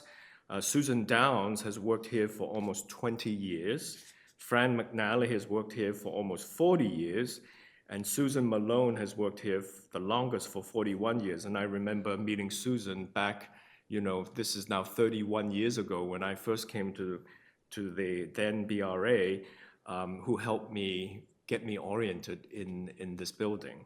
And actually Susan started here as a service clerk in 1983. We're very grateful for all three of these great and dedicated employees who have served us so well and also served the city so well, and we wish them the best of luck. Now, in terms of, as we say goodbye to three of our great employees, we also said hello to about 38 new employees that were hired in 2024. So that is an amazing thing. I've mentioned to many people that the vibrancy of the planning department is something that really has energized me. And then, of course, just in terms of the overall staff work, many of you who have been on, all of you have been on the board longer than I have, know many of the great achievements. And just to mention a few, obviously, the Squares and Streets initiative and the small area plans to rezone some of our most important neighborhood centers. That's an ongoing work, and you saw with the amendment of language to make that zoning clearer, I think is the kind of work that we will continue to do. There's also the ongoing work to modernize the Article 80 development review process. We released the draft recommendations in November, and we look forward to working with the community to implement parts of it in 2025. I think there are many good ideas, and the intention that we have is to implement as many of these things without getting bogged down in some of the bureaucratic work that needs to also go on. Also, the most important thing, of course, is the transitioning from the staff from the BPDA to a new Boston Planning Department and becoming City of Boston employees. This shift, I think, occurred obviously before I arrived, but I think has been achieved seamlessly. And actually, this transformation, I think, the ease of the transformation actually probably is disguised by not disguised, but really made possible because of the diligence of the staff's work. And on that note, I would say that this has only been my second board meeting. I want to make sure to publicly thank the board for leading that transition, but also thank Arthur Jameson, who was the leader of the BPDA, the director during that transition, and also Devin Quirk, who served in the interim role before I arrived. So I would say that a lot of the success of this transformation goes to those two leaders who have come before me. Now, I wanted to actually end on a good note, which is to say that in addition to all of the things that we've talked about in terms of people coming and going, that they are also our employees have lives, and they are residents of the city. I can't tell you how many babies have been born, but I have noticed that there have been a lot of this kind of daily kind of life that happens, and I'm delighted that I've been part of this for just the two months that I've been back, and I look forward to working with them and looking forward to working with the board for this coming year in 2025, and I wish you all a great holiday season. So thank you very much. Thank you. Thank you, Director. Okay, with that, I need a motion to adjourn this final meeting of 2024. So moved. Second. Roll call for a vote. Ms. Bennett. Aye. Mr. Shepherd. Dr. Landsmark. Aye. Mr. O'Malley. Aye. And the chair votes aye. Motion passes. Meeting adjourned. Happy New Year, everyone. We'll see you in January. Happy New Year.